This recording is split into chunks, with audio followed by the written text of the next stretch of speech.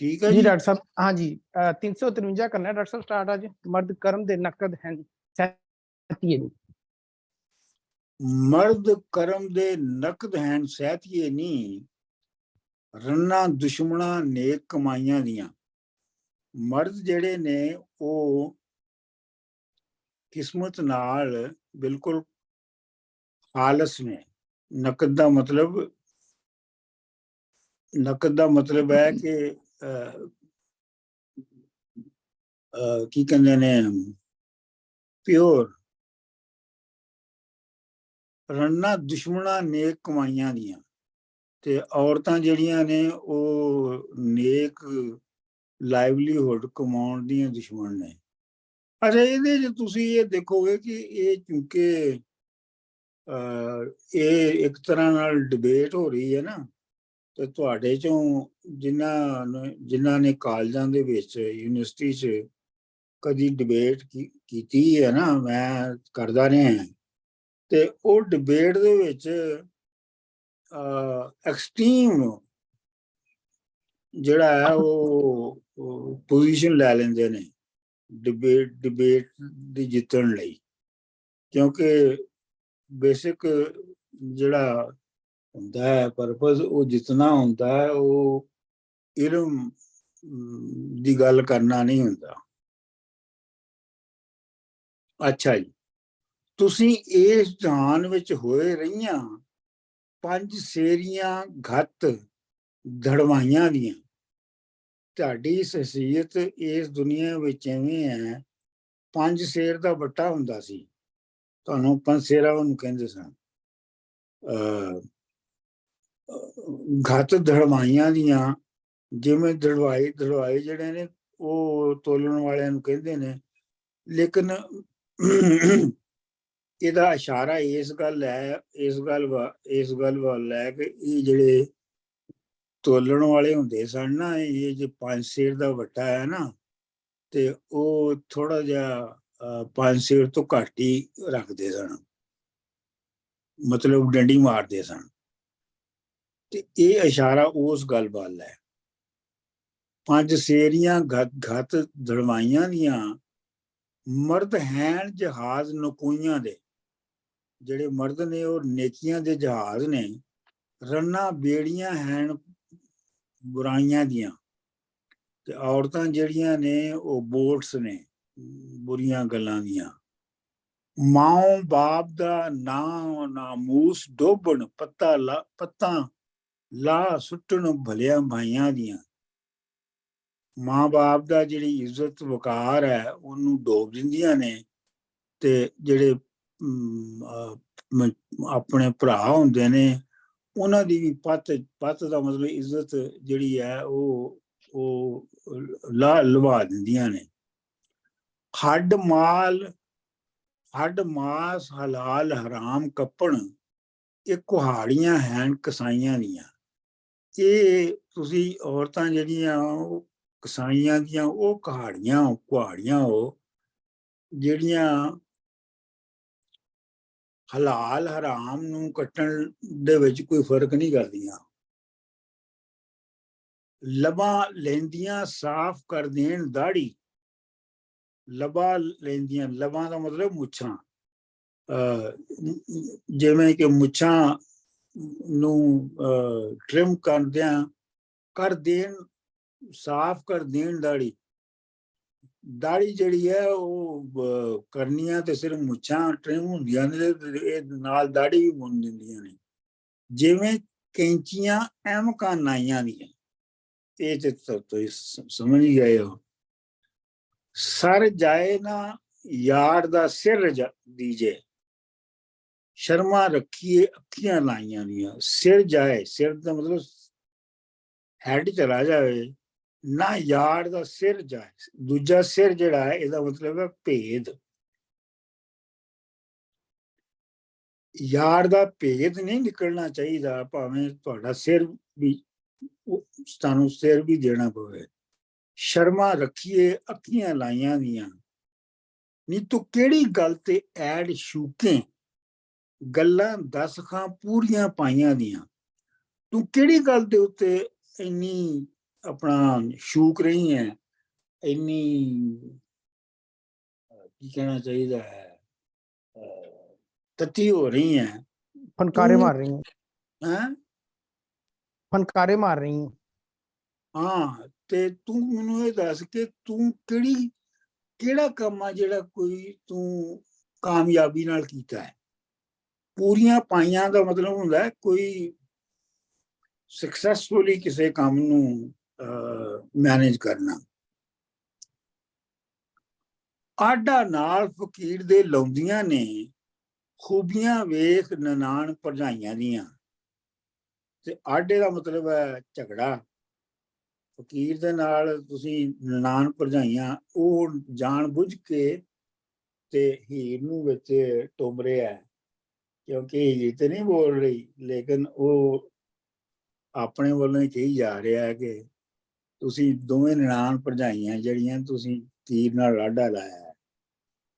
ਵਾਰਿਸ਼ਾ ਤੇਰੇ ਮੂੰਹ ਨਾਲ ਮਾਰਨ, ਮੰਡਾਂ ਬੰਨ ਕੇ ਸਭ ਭਲਾਈਆਂ ਦੀਆਂ, ਸਭ ਭਲਾਈਆਂ ਦੀਆਂ यानी चंगिया कमां दियां पंडा बन के तेरे मुंह ते मारनियां चाहिए ने। अगला बान जी। सर डॉक्टर साहब एक गल पूछना जी। ਇਹ ਜਿਹੜਾ ਦੂਸਰਾ ਹੈ ਕਿ ਤੁਸੀਂ ਐਸ ਜਹਾਨ ਵਿੱਚ ਹੋਏ ਰਹੀਆਂ ਪੰਜ ਸੇਰੀਆਂ ਘਾਤ ਦੜਵਾਈਆਂ ਦੀਆਂ, ਇਹ ਉਹ ਧੜੀ ਦਾ ਜ਼ਿਕਰ ਤੇ ਧੜੀ ਵੀ ਪੰਜ ਸੇਰੀ ਹੁੰਦੀ ਹੈ ਨਾ? ਧੜੀ ਇੱਕ ਧੜੀ ਵੀ ਟਰਮ ਹੁੰਦੀ ਸੀ ਨਾ ਪੰਜ ਸੇਰ ਦੀ ਕਿ ਨਹੀਂ? मेरा ख्याल धड़ी जिहड़ी है वो 2.5 सेर दी हुंदी सी। अच्छा अच्छा ठीक। 4 किलो नहीं होनी डॉक्टर साहब अजकल दा धड़ी 4 किलो है हुण मिगी नहीं पता 5 सेर आ के 2.5 सेर आ। अच्छा मैनू हुण मेरा ख्याल है कि धड़ी 5 सेर नूं नहीं सी कहंदे, धड़ी जिहड़ी है वो मैनू लगदा है कि 2.5 सेर नूं कहंदे सन उदों। ਮੈਨੂੰ याद नहीं पक्का हैगा। साडे जमाने च दोवें लफ्ज चालू सन, पंज सेर भी ते पंज सेरा भी ते धड़ी भी। डॉक्टर साहब सेर पाउंड आ? नहीं सेर जेड़ा ना वो पाउंड नहीं हैगा, सेर दे विच कोई तकरीबन 2 पाउंड हुंदे ने। अच्छा कोई हाँ 2 फिर पाउंड 5 सेर धड़ी हुई ना, समझ गई। एग्जैक्ट 2 पाउंड दा सेर नहीं हुंदा, थोड़ा जिहा फर्क हुंदा है। मैं फिर 4 क्योंकि अजकल असां ते इस तरह आखने ना धड़ी प्याज दसो तो उसका मतलब होना 4 किलो ते सेर 5 या 4 ही होया। ठीक आ ठीक। अच्छा अगे चलो जी। डॉक्टर साहब एक क्वेश्चन पूछना सी जी। ਤੁਸੀਂ ਕਹਿ ਰਹੇ ਸੀ ਕਿ ਇੱਥੇ ਜਿਹੜੀ ਡਿਬੇਟ ਹੋ ਰਹੀ ਆ ਬਿਟਵੀਨ ਰਾਂਝੇ ਦੇ ਔਰ ਸਤੀ ਦੇ ਵਿਚਕਾਰ, ਜੋਗੀ ਤੇ ਸਤੀ ਦੇ ਵਿਚਾਰ, ਉਹ ਡਿਬੇਟ ਜਿੱਤਣ ਲਈ ਕਈ ਵਾਰੀ ਤੁਸੀਂ ਐਕਸਟ੍ਰੀਮ ਤੋਂ ਐਕਸਟ੍ਰੀਮ ਐਗਜ਼ਾਮਪਲਸ ਵੀ ਪੇਸ਼ ਕਰਦੇ ਹੋ। ਹਾਂਜੀ ਇਹ ਵੀ ਕਹਿ ਸਕਦੇ ਹਾਂ ਕਿ ਜੇ ਵਾਰਿਸ ਸ਼ਾਹ ਨੇ ਬਾਕੀ ਵੀ ਜਿਹੜਾ ਕਿੱਸਾ ਲਿਖਿਆ ਉਹ ਕੈਰੈਕਟਰਸ ਨੂੰ ਕਈ ਵਾਰੀ ਇੰਨਾ ਐਗਜ਼ੈਜਰੇਟ ਕਰ ਦਿੰਦਾ ਕਿ ਆਊਟ ਆਫ ਰਿਐਲਿਟੀ ਹੋ ਜਾਂਦੇ ਆ। ਫਾਰ ਐਗਜ਼ਾਮਪਲ ਜਿੱਦਾਂ ਕਿ ਜੱਟਾਂ ਬਾਰੇ ਵੀ ਕਿਹਾ, ਡੋਗਰਿਆਂ ਬਾਰੇ ਵੀ ਕਿਹਾ, ਔਰਤਾਂ ਬਾਰੇ ਵੀ ਕਹਿੰਦਾ, ਉਹ ਰਿਐਲਿਟੀ ਤੋਂ ਵਧਾ ਚੜਾ ਕੇ ਗੱਲ ਕਰਦਾ। ਕੁਛ ਇੰਸਟੈਂਸਸ ਦੇ ਵਿੱਚ ਤੁਹਾਡੀ ਗੱਲ ਸਹੀ ਹੈ, ਲੇਕਿਨ ਜਿਹੜੀ ਇਹ ਉਹਦੀ ਕੋਈ ਮੁੱਢਲੀ ਕਰੈਕਟਰਿਸਟਿਕ ਨਹੀਂ ਹੈਗੀ। ਇਹ ਤੁਸੀਂ ਕਹਦੇ ਹੋ ਕਿ ਉਹਨੇ ਜਿਹੜੇ ਜੱਟਾਂ ਨੂੰ ਗਾਲਾਂ ਕੱਢੀਆਂ ਨੇ ਉਹ ਕਾਫੀ ਐਗਜ਼ੈਜਰੇਟ ਕੀਤਾ ਹੈ ਉਹਨੇ, ਇਹ ਕਹਿ ਸਕਦੇ ਹੋ ਤੁਸੀਂ। ਇਹ ਡਾਕਟਰ ਸਾਹਿਬ ਇਹ ਵੀ ਤੇ ਹੈਗਾ ਨਾ ਕਿਉਂਕਿ ਕਾਫੀ ਗੱਲਾਂ ਜਿਹੜੀਆਂ ਹੋ ਰਹੀਆਂ ਨੇ ਉਹ ਹੀ ਖਾਸ ਕੰਟੈਕਸਟ ਚ ਹੋ ਰਹੀਆਂ ਨੇ, ਅਸੀਂ ਉਸ ਕੰਟੈਕਸਟ ਵਿੱਚ ਲਈਏ ਬਜਾਏ ਕਿ ਜਨਰਲਾਈਜ਼ ਕਰੀਏ ਕਈ ਗੱਲਾਂ ਨੂੰ। ਹਾਂਜੀ ਰੀਸ ਜੋਗੀਆਂ ਦੀ ਤੈਥੋਂ ਨਹੀਂ ਹੁੰਦੀ, ਖੌਂਸਾਂ ਤੀਆਂ ਜਟਾਂ ਰਖਾਈਆਂ ਦੀਆਂ। ਤੇਰੇ ਕੋਲੋਂ ਜਿਹੜੀ ਹੈ ਉਹ ਜੋਗੀਆਂ ਦੀ ਬਰਾਬਰੀ, ਰੀਸ ਦਾ ਮਤਲਬ ਰੀਸ ਤੇ ਤੁਹਾਨੂੰ ਪਤਾ ਹੀ ਹੈ ਨਾ, ਬਰਾਬਰੀ ਕਰਨਾ ਕਿਸੇ ਦੀ। ਤੂੰ ਜੋਗੀਆਂ ਦੀ ਬਰਾਬਰੀ ਨਹੀਂ ਕਰ ਸਕਦਾ। ਹੌਂਸਾਂ ਕਈਆਂ ਜਟਾਂ ਰਖਾਈਆਂ ਦੀਆਂ। ਹੌਂਸਾਂ ਦਾ ਮਤਲਬ ਇਹ ਜਟਾਂ ਰੱਖਣ ਦਾ ਜਿਹੜਾ ਲਾਲਚ ਆ ਨਾ, ਇਹ ਐਵੇਂ ਹੀ ਆ ਤੇਰਾ, ਇੱਥੋਂ ਜੋਗੀਆਂ ਦੀ ਰੀਸ ਨਹੀਂ ਹੁੰਦੀ। ਬੇਸ਼ਰਮ ਦੀ ਮੁੱਛ ਜਿਉਂ ਪੂਛ ਪਿੱਦੀ। ਬੇਸ਼ਰਮ ਦੀ ਜਿਹੜੀ ਮੁੱਛ ਹੁੰਦੀ ਹੈ ਉਹ ਇੰਝ ਹੈ ਜਿਵੇਂ ਪਿੱਦੀ ਇੱਕ ਛੋਟੀ ਜਿਹੀ ਚਿੜੀ ਹੁੰਦੀ ਹੈ, ਤੇ ਪੂਛ ਦਾ ਮਤਲਬ ਹੈ ਦੁਮ, ਟੇਲ। ਜਿਵੇਂ ਪਿੱਦੀ ਦੀ ਟੇਲ ਹੈ ਨਾ ਛੋਟੀ ਜਿਹੀ, ਇਸ ਤਰ੍ਹਾਂ ਬੇਸ਼ਰਮ ਦੀ ਮੁੱਛ ਹੁੰਦੀ ਹੈ।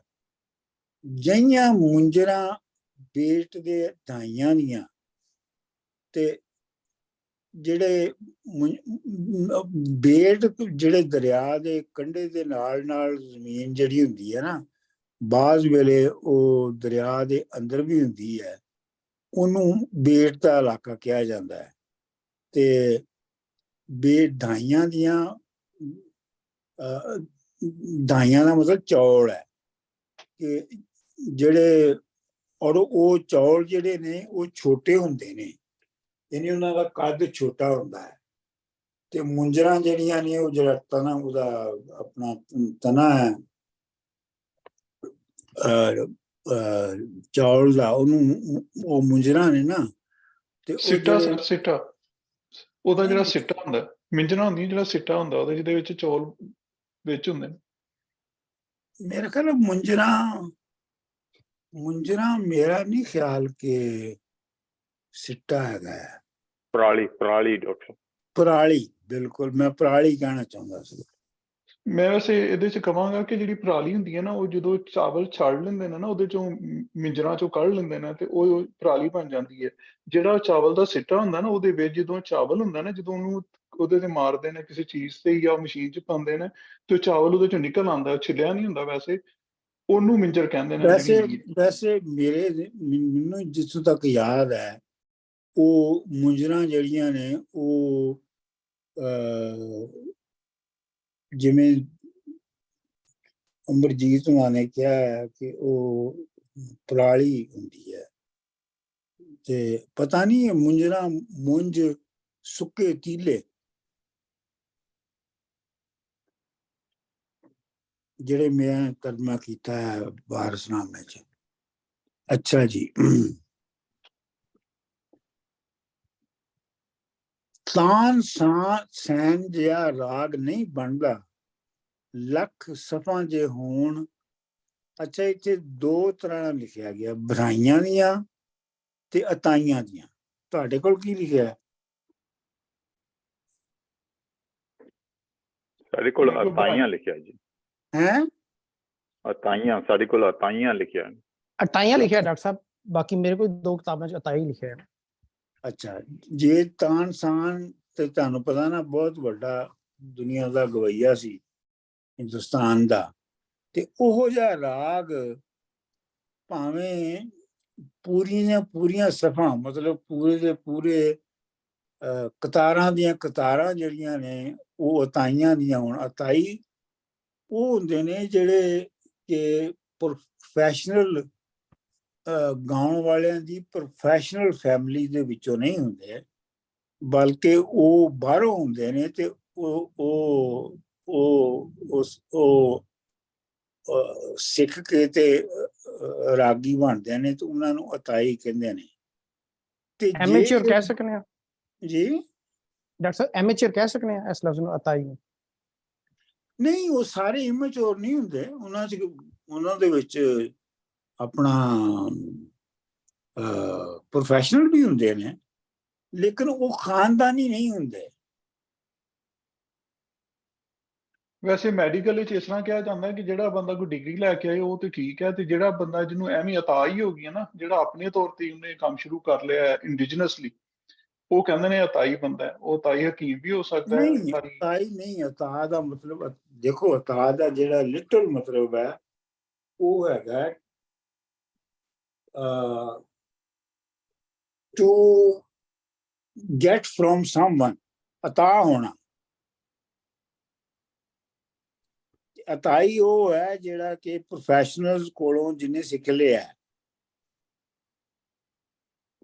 ਇਹ ਡਾਕਟਰ ਸਾਹਿਬ ਉਹੀ ਗੱਲ ਹੈ, ਸਿੱਖੇ ਤੇ ਨਾ ਸਿੱਖੇ ਦੇ ਵਿਚਕਾਰਲਾ ਫਰਕ ਹੈ। ਨਹੀਂ, ਲੇਕਿਨ ਅਤਾਈ ਜਿਹੜਾ ਨਾ ਉਹ ਉਹਨੇ ਸਿੱਖਿਆ ਹੁੰਦਾ ਹੈ, ਲੇਕਿਨ ਉਹਨੇ ਮਤਲਬ ਉਹਨੂੰ ਖਾਨਦਾਨੀ ਤੌਰ ਤੇ ਨਹੀਂ ਹੁੰਦਾ, ਉਹਨੇ ਸਿੱਖਿਆ ਹੁੰਦਾ ਹੈ ਜਿਹੜੇ ਪ੍ਰੋਫੈਸ਼ਨਲ ਨੇ ਉਹਨਾਂ ਕੋਲੋਂ, ਉਹਨੂੰ ਅਤਾਈ ਕਹਿੰਦੇ ਨੇ। ਤੇ ਜਿਹੜੇ ਕਲਾਸੀਕਲ ਗਾਉਣ ਵਾਲੀਆਂ ਫੈਮਲੀਆਂ ਨੇ ਉਹ ਅਤਾਈਆਂ ਨੂੰ ਘਟੀਆ ਸਮਝਦੀਆਂ ਨੇ ਆਪਣੇ ਆਪ ਤੋਂ। So, Dr. Manzoor, जो बराइयां हैं, what does that mean? ਅਗਰ ਜੇ ਭਰਾਈ ਨੇ ਤੇ ਭਰਾਈ ਜਿਹੜੇ ਨੇ ਇਹ ਵੀ ਗਾਉਣ ਵਾਲੇ ਹੁੰਦੇ ਸਨ ਪਿੰਡਾਂ ਦੇ ਵਿੱਚ। Okay, ਬਿਲਕੁਲ, thank you. ਅਜੇ ਵੀ ਹੈ ਜੀ ਜੀ। ਅਜੇ ਵੀ ਹੋਣਗੇ, ਲੇਕਿਨ ਸਾਡੇ ਮੇਰਾ ਇੱਕ ਮਾਸਟਰ ਸੀ, ਉਹ ਭਰਾਈ ਸੀ। ਸਰ ਜੀ ਇਹ ਢੋਲ ਜਿੰਨਾ ਵਜਾਉਂਦੇ ਸਨ ਉਹ ਭਰਾਈ ਵਜਾਉਂਦੇ ਸਨ ਮੇਲਿਆਂ ਠੇਲਿਆਂ ਤੇ। ਹਾਂਜੀ, ਅੱਛਾ ਜੀ। ਅੱਖੀਂ ਡਿੱਠੀਆਂ ਨਹੀਂ ਤੂੰ ਚੋਬਰਾ ਵੇ, ਪਰਮ ਕੁੱਠੀਆਂ ਬਿਰਹੋਂ ਸਤਾਈਆਂ ਦੀਆਂ। ਚੋਬਰਾ ਮਤਲਬ ਨੌਕਰਾ,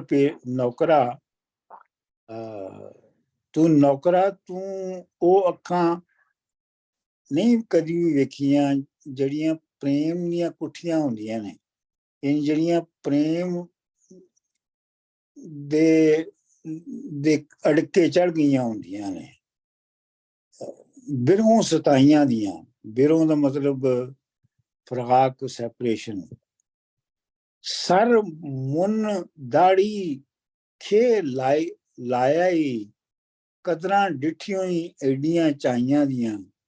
ਸਿਰ ਵੀ ਤੂੰ ਮੁੰਨ ਲਿਆ, ਦਾੜੀ ਵੀ ਤੂੰ ਮੁੰਨ ਲਈ, ਸਿਰ ਮੁੰਨ ਦਾੜੀ ਕਰ ਲਈ ਹੈ, ਖੇ ਵੀ ਭਾਰੀ ਹੈ, ਪਰ ਤੈਨੂੰ ਕਦਰ ਨਹੀਂ ਆਈ ਇਹ ਸਾਰੇ ਕੰਮਾਂ ਦੀ। ਤੇਰੀ ਚਰਾਚਰ ਬੁਰਕਦੀ ਜੀਭ ਐਵੇਂ, ਜਿਵੇਂ ਮੁਰਕਦੀਆਂ ਜੁੱਤੀਆਂ ਸਾਈਆਂ ਦੀਆਂ। ਤੇਰੀ ਜੀਭ ਜਿਹੜੀ ਹੈ ਨਾ ਉਹ ਚਰਾਚਰ ਮਤਲਬ ਮੁਸਤਕਿਲ, ਉਹਦੇ ਚੋਂ ਐਵੇਂ ਗੱਲਾਂ ਨਿਕਲਦੀਆਂ ਨੇ ਜਿਵੇਂ ਮੁਰਕਦੀਆਂ ਜੁੱਤੀਆਂ ਸਾਈਆਂ ਦੀਆਂ। ਜਿਹੜੀ ਨਵੀਂ ਜੁੱਤੀ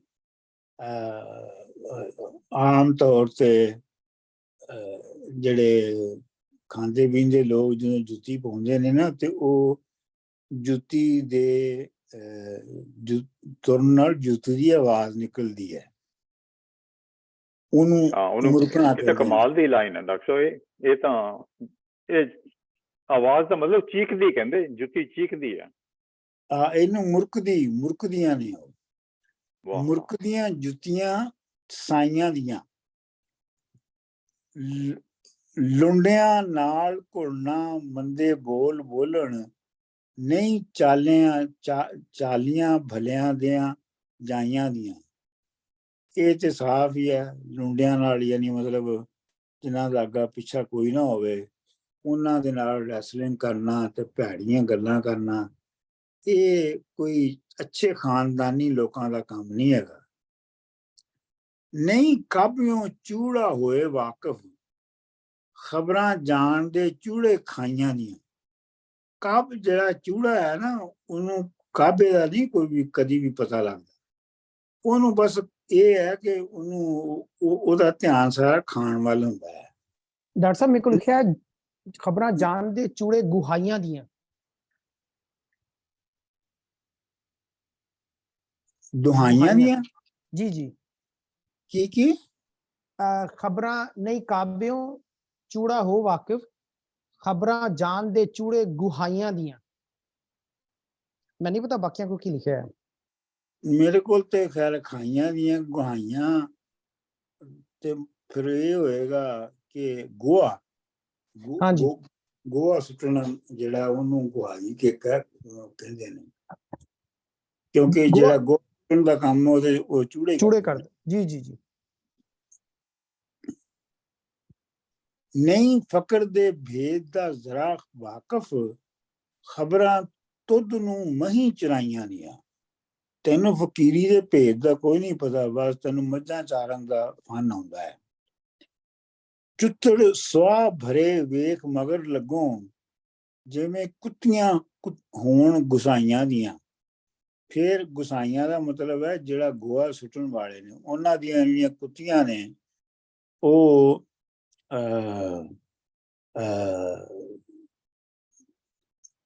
ਉਹ ਜਿਹੜੇ ਨੇ ਉਹ ਕਿਸੇ ਅਗਰ ਸ਼ਾਇਦ ਚੁੱਤੜਾਂ ਦੀ ਸਵਾਹ ਲੱਗੀ ਹੋਵੇ ਤੇ ਜਿਵੇਂ ਉਹਦੇ ਪਿੱਛੇ ਲੱਗ ਜਾਂਦੀਆਂ ਨੇ, ਉਵੇਂ ਉਵੇਂ ਤੂੰ ਹੈਗਾ।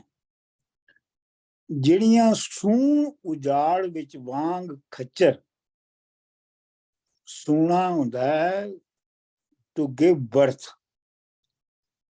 ਜਿਹੜੀਆਂ ਸੂਣ ਉਜਾੜ ਵਿੱਚ ਵਾਂਗ ਖੱਚਰ, ਜਿਹੜੀਆਂ ਖੱਚਰਾਂ ਦੀ ਤਰ੍ਹਾਂ ਉਜਾੜ ਦੇ ਵਿੱਚ ਬੱਚਾ ਪੈਦਾ ਕਰਦੀਆਂ ਨੇ, ਕਦਰਾਂ ਉਹ ਕੀ ਜਾਣਦੀਆਂ ਦਾਈਆਂ ਦੀਆਂ, ਉਹਨਾਂ ਨੂੰ ਵਾਹ। ਦਾਈਆਂ ਦੀ ਕਦਰ ਦਾ ਕੀ ਪਤਾ। ਬਹੁਤ ਖੂਬਸੂਰਤ ਲਾਈਨ।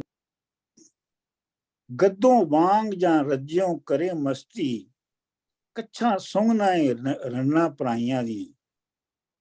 ਤੇ ਖੋਤੇ ਵਾਂਗੂ ਤੂੰ ਰੱਜ ਕੇ ਤੇ ਬਗਾਨੀਆਂ ਔਰਤਾਂ ਦੀਆਂ ਕੱਛਾਂ ਯਾਨੀ ਆਮ ਪਿਟਸ ਜਿਹੜੀਆਂ ਉਹ ਤੂੰ ਸੁਣਨਾ ਹੈ। ਇਹ ਵਾਰਿਸ ਸ਼ਾਹ ਦਾ ਵੈਸੇ ਬੜੀ ਜਿਹੜੀ ਸੈਕਸੁਅਲ ਡੀਜਨਰੇਸ਼ਨ ਹੈ ਉਹਦੇ ਬਾਰੇ ਚ ਇਹ ਬਹੁਤ ਜ਼ਬਰਦਸਤ ਆਬਜ਼ਰਵੇਸ਼ਨ ਹੈ। ਬਾਪੂ ਨਹੀਂ ਪੂਰਾ ਤੈਨੂੰ ਕੋਈ ਮਿਲਿਆ, ਅਜੇ ਟੋਈਆਂ ਬੁਕਲਾਂ ਮਾਈਆਂ ਦੀਆਂ। ਤੈਨੂੰ ਅਜੇ ਪਿਓ ਨਹੀਂ ਮਿਲਿਆ ਕੋਈ ਵੀ, ਅਜੇ ਤੇ ਤੂੰ ਔਰਤਾਂ ਦੀਆਂ ਬੁਕਲਾਂ ਹੀ ਟੋਹ ਰਿਹਾ ਹੈ। ਯਾਨੀ ਬੁਕਲਾਂ ਦਾ ਮਤਲਬ ਚਾਦਰ ਲਈ ਹੁੰਦੀ ਨਾ ਦੁਆਲੇ ਜਿਹੜੀ, ਉਹ ਬੁਕਲ ਹੁੰਦੀ ਹੈ। ਪੁੱਛਾਂ ਗਾਈ ਤੂੰ ਮਹੀਂ ਦੀਆਂ ਜੋੜਨਾ ਹੈ, ਖੁਰੀਆਂ ਮਹੀਂ ਨੂੰ ਲਾਵਣਾ ਗਾਈਆਂ ਦੀਆਂ। ਤੂੰ ਜਿਹੜੀ ਗਾਵਾਂ ਦੀਆਂ ਦੁਮਾਂ ਨੇ ਉਹ ਮੱਝਾਂ ਦੇ ਨਾਲ ਜੋੜ ਦਿੰਦਾ ਹੈ, ਮਤਲਬ ਮੱਝਾਂ ਤੇ ਗਾਵਾਂ ਵਿੱਚ ਫਰਕ ਨਹੀਂ ਕਰਦਾ। ਤੇ ਖੁਰੀਆਂ ਜਿਹੜੀਆਂ ਮੱਝਾਂ ਨੂੰ ਲਾਉਣ ਵਾਲੀਆਂ ਹੁੰਦੀਆਂ ਨੇ ਉਹ ਗਾਵਾਂ ਨੂੰ ਲਾ। ਤੁਹਾਨੂੰ ਪਤਾ ਖੁਰੀਆਂ ਕੀ ਹੁੰਦੀਆਂ ਨੇ? ਜੀ ਜੀ, ਪੈਰ ਉਹ ਜਿਹੜੇ ਖੁਰ ਹੁੰਦੇ ਨਾ ਉਹਨਾਂ ਨੂੰ ਲਾਈਆਂ ਜਾਂਦੀਆਂ ਲੋਹੇ ਦੀਆਂ, ਤਾਂ ਕਿ ਉਹ ਘੋੜੇ ਨੂੰ ਵੀ ਲਾਈਆਂ ਜਾਂਦੀਆਂ ਤਾਂ ਕਿ ਉਹਦੇ ਖੁਰ ਸੋਮ ਜ਼ਖਮੀ ਨਾ ਘਿਸਣ ਨਾ। ਆਹੋ, ਟੱਗਿਆਂ ਨੂੰ ਵੀ ਲਾਈਆਂ ਜਾਂਦੀਆਂ ਨੇ। ਜਿਹੜੇ ਹਾਲ ਵਾਹੁਣ ਵਾਲੇ ਢੱਗੇ ਹੁੰਦੇ ਨੇ ਉਹਨਾਂ ਨੂੰ ਵੀ ਲਾਈਆਂ ਜਾਂਦੀਆਂ ਨੇ। ਪੁੱਛਾਂ ਗਾਈ ਤੂੰ ਮਹੀਂ ਦੀਆਂ ਜੋੜਨਾ ਹੈ, ਖੁਰੀਆਂ ਮਹੀਂ ਤੂੰ ਲਾਵਣਾ ਹੈ ਗਾਈਆਂ ਦੀਆਂ। ਪਾਸਾ ਵੇਖ ਕੇ ਆਉਂਦਾ ਕਿ ਸਫਲਵਾਈ, ਗੱਲਾਂ ਤਬਾਹ ਦੀਆਂ ਵੇਖ ਖਫਾਈਆਂ ਦੀਆਂ। ਹਾਸਾ ਵੇਖ ਕੇ ਆਉਂਦਾ ਸਫਲਵਾਈ, ਤੇਰੀ ਜਿਹੜੀ ਸਫਲਵਾਈ ਹੈ, ਸਫਲਵਾਈ ਪਾਗਲਾਂ ਵਾਂਗੂ ਜਿਹੜੀਆਂ ਤੂੰ ਗੱਲਾਂ ਕਰਨਾ ਹੈ ਨਾ, ਉਹਨਾਂ ਨੂੰ ਵੇਖ ਕੇ ਹਾਸਾ ਆਉਂਦਾ ਹੈ। ਤੇ ਗੱਲਾਂ ਤਬਾਹ ਦੀਆਂ ਵੇਖ ਖਫਾਈਆਂ ਦੀਆਂ, ਤੇ ਜਿਹੜੇ ਛੁਪੀਆਂ ਹੋਏ ਰਾਜ਼ ਦੀਆਂ ਗੱਲਾਂ ਨੇ ਉਹ ਤੈਨੂੰ ਨਹੀਂ ਪਤਾ ਲੱਗਦਾ। ਮੀਆਂ ਕੌਣ ਛੁਡਾਵ ਸੀ ਆਣ ਤੈਨੂੰ, ਧਮਕਾਂ ਪਵਨ ਦੀਆਂ ਜਦੋਂ ਕੁਟਾਈਆਂ ਦੀਆਂ। ਜਦੋਂ ਕੁੱਟਿਆ ਜਾਏਗਾ ਤਾਂ ਤੈਨੂੰ ਛਡਾਉਣਾ ਕਿੰਨੇ ਆ ਕੇ? ਉਹਦੀਆਂ ਧਮਕਾਂ, ਯਾਨੀ ਉਹਦਾ ਧਮਕ ਤੇ ਤੁਹਾਨੂੰ ਪਤਾ ਹੀ ਹੈ ਕੀ ਹੁੰਦਾ ਹੈ। ਗੱਲਾਂ ਇਸ਼ਕ ਦੀਵਾਨੀਆਂ ਥੱਲੀ ਰੁੜੀਆਂ, ਕੱਚੇ ਘੜੇ ਤੇ ਵਹਿਣ ਲੜਾਈਆਂ ਦੀਆਂ। ਜਿਹੜੀਆਂ ਇਸ਼ਕ ਦੀਵਾਨੀਆਂ ਸਨ ਉਹ ਥਲਾਂ ਵਿੱਚ ਰੁੜ ਗਈਆਂ। ਇਹ ਸੱਸੀ ਵੱਲ ਇਸ਼ਾਰਾ ਹੈ। ਤੇ ਕੱਚੇ ਘੜੇ ਤੇ ਵਹਿਣ ਲੜਾਈਆਂ ਦੀਆਂ, ਇਹ ਸੋਹਣੀ ਵੱਲ ਇਸ਼ਾਰਾ ਹੈ ਕਿ ਸੋਹਣੀ ਜਿਹੜੀ ਹੈ ਉਹ ਕੱਚੇ ਘੜੇ ਤੇ ਵਹਿ ਗਈ ਸੀ। ਪਰੀਆਂ ਨਾਲ ਕੀ ਦੇਵਾਂ ਨੂੰ ਆਖ ਲੱਗੇ, ਜਿਨ੍ਹਾਂ ਵੱਖੀਆਂ ਭੰਨੀਆਂ ਭਾਈਆਂ ਦੀਆਂ। ਦੇਵਾਂ ਨੂੰ, ਜਿਨ੍ਹਾਂ ਨੂੰ ਪਰੀਆਂ ਦੇ ਨਾਲ ਕਾਹਦਾ ਤਾਲੁਕ ਹੈ? ਕਿਉਂਕਿ ਜਿੰਨ ਜਿਹੜੇ ਨੇ ਉਹ ਤੇ ਭਰਾਵਾਂ ਦੀ ਵੱਖੀਆਂ ਭੰਨਦੇ ਨੇ। ਵੱਖੀ ਦਾ ਮਤਲਬ ਤੁਹਾਨੂੰ ਦੱਸਿਆ ਸੀ ਪਹਿਲੇ ਵੀ, ਸਾਈਡ ਬੰਦੇ ਦਾ, ਜਿਹੜੀ ਪਸਲੀਆਂ ਦੀ ਸਾਈਡ ਹੈ ਨਾ, ਉਹਨੂੰ ਵੱਖੀ ਕਹਿੰਦੇ ਨੇ। ਇਹ ਇਸ਼ਕੀ ਜਾਣ ਦੇ ਚਾਕ ਚੌਬਰ, ਖਬਰਾਂ ਜਾਣ ਦੇ ਰੋਟੀਆਂ ਧਾਈਆਂ ਦੀਆਂ। ਇਹ ਚਾਕ ਚੋਬਨਾ ਨੂੰ ਇਸ਼ਕ ਵਿਸ਼ਕ ਦਾ ਕੁਝ ਨਹੀਂ ਪਤਾ ਲੱਗ ਸਕਦਾ। ਇਹ ਸਿਰਫ ਰੋਟੀ ਤੇ ਚੌਲਾਂ ਦੀ ਖਬਰ ਰੱਖਦੇ ਨੇ। ਵਾਰਿਸ ਸ਼ਾਹ ਨਾ ਬੇਟੀਆਂ ਜਿਨ੍ਹਾਂ ਜਣੀਆਂ, ਕਦਰਾਂ ਜਾਣਦੇ ਨਹੀਂ ਜਵਾਈਆਂ ਦੀਆਂ। ਵਾਰਿਸ ਸ਼ਾਹ ਜਿਨ੍ਹਾਂ ਦੇ ਘਰ ਧੀਆਂ ਪੈਦਾ ਨਹੀਂ ਹੋਈਆਂ, ਉਹਨਾਂ ਨੂੰ ਜਵਾਈਆਂ ਦੀ ਕਦਰ ਦਾ ਕੀ ਪਤਾ। ਜਵਾਈ ਸਨ ਇਨ ਲਾ। ਡਾਕਟਰ ਸਾਹਿਬ ਇੱਕ ਲਾਈਨ 'ਚ ਹੈਗਾ ਜਿੱਦਾਂ ਕਿ ਪਰੀਆਂ ਨਾਲ ਕੀ ਦੇਵਾਂ ਨੂੰ ਆਖ ਲੱਗੇ, ਜਿਵੇਂ ਵੱਖੀਆਂ ਪੰਨੀਆਂ ਭਾਈਆਂ ਦੀਆਂ। ਇਹਦੇ 'ਚ ਮਿਰਜ਼ਾ ਸਾਹਿਬਾਂ ਦੀ ਗੱਲ ਹੈਗੀ, ਵੱਖੀਆਂ ਭਾਈਆਂ ਦੇ ਨਾਲ ਉਹਨੇ ਤੋੜੀ ਜਦੋਂ। ਹੈਂ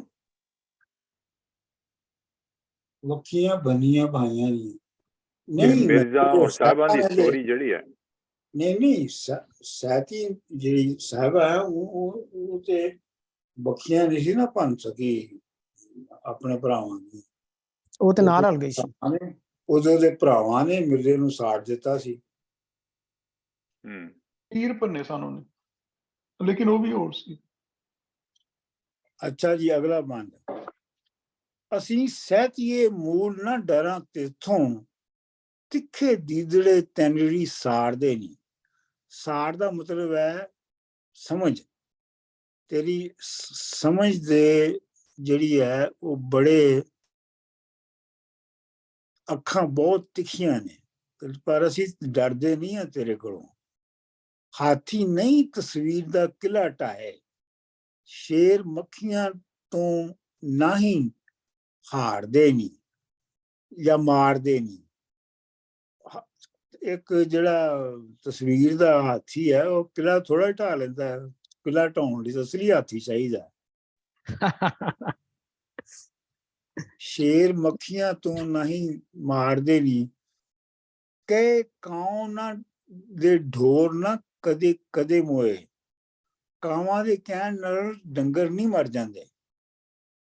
ਇਹ ਬੜਾ ਮਸ਼ਹੂਰ ਮੁਹਾਵਰਾ ਹੈ ਕਿ ਕਾਵਾਂ ਦੇ ਕਹਿਣ ਨਾਲ ਢੋਰ ਥੋੜੇ ਮਰ ਜਾਂਦੇ ਨੇ। ਜਾਂ ਕਈ ਕਾਵਾਂ ਦੇ ਢੋਰ ਨਾ, ਮਤਲਬ ਉਹ ਕਾਂ ਜਿਹੜੇ ਨੇ ਉਹ ਤੇ ਇਸ ਵਾਸਤੇ ਦੁਆ ਮੰਗਦੇ ਨੇ ਨਾ ਕਿ ਇਹ ਮਰ ਜਾਏ ਤਾਂ ਕਿ ਉਹਦਾ ਉਹ ਮਾਸ ਖਾ ਸਕਣ।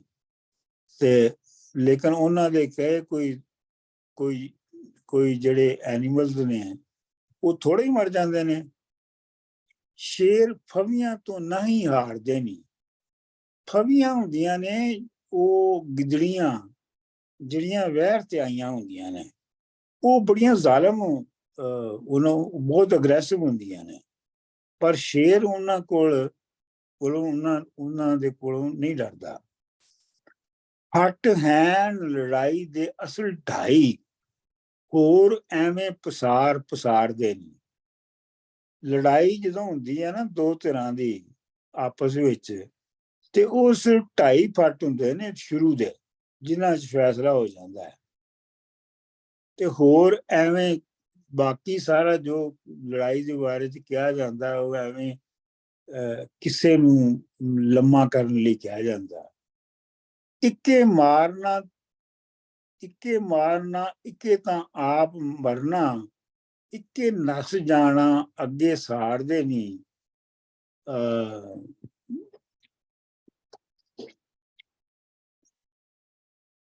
ਸਾੜ ਦਾ ਮਤਲਬ ਇੱਥੇ ਮੇਰਾ ਖਿਆਲ ਹੈ ਕਿ ਲੋਹਾ ਹੋਣਾ ਚਾਹੀਦਾ, ਲੇਕਿਨ ਸਿੱਧੀ ਲਾਈਨ ਹੀ ਹੈ। ਹਿੰਮਤ ਸੁਸਤ ਬਰੂਤ ਸਰੀਨ ਭਾਰੇ। ਹਿੰਮਤ ਸੁਸਤ ਬਰੂਤ ਸਰੀਨ ਭਾਰੇ ਮਤਲਬ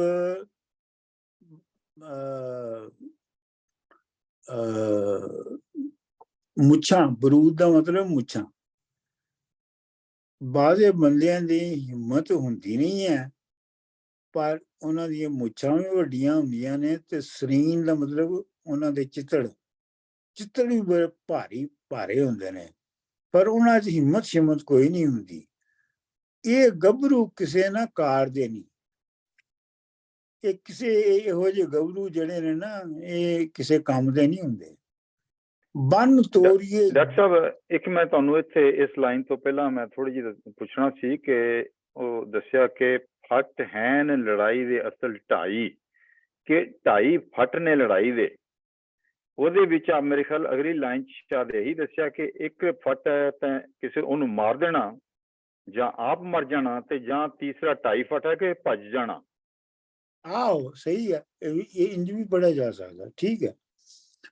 ਬੰਨ ਤੋਰੀਏ ਜੰਗ ਨੂੰ ਰੁਕ ਕਰਕੇ ਸਗੋਂ ਅਗਲਿਆਂ ਨੂੰ ਪਿੱਛੋਂ ਮਾਰਦੇ ਨਹੀਂ, ਤੇ ਜੇ ਇਹਨਾਂ ਨੂੰ ਧੱਕੇ ਦੇ ਕੇ ਜੰਗ ਵਿੱਚ ਘੱਲੀਏ ਤੇ ਇਹ ਆਪਣੇ ਬੰਦਿਆਂ ਨੂੰ ਮਾਰਨਾ ਸ਼ੁਰੂ ਕਰ ਦਿੰਦੇ ਨੇ।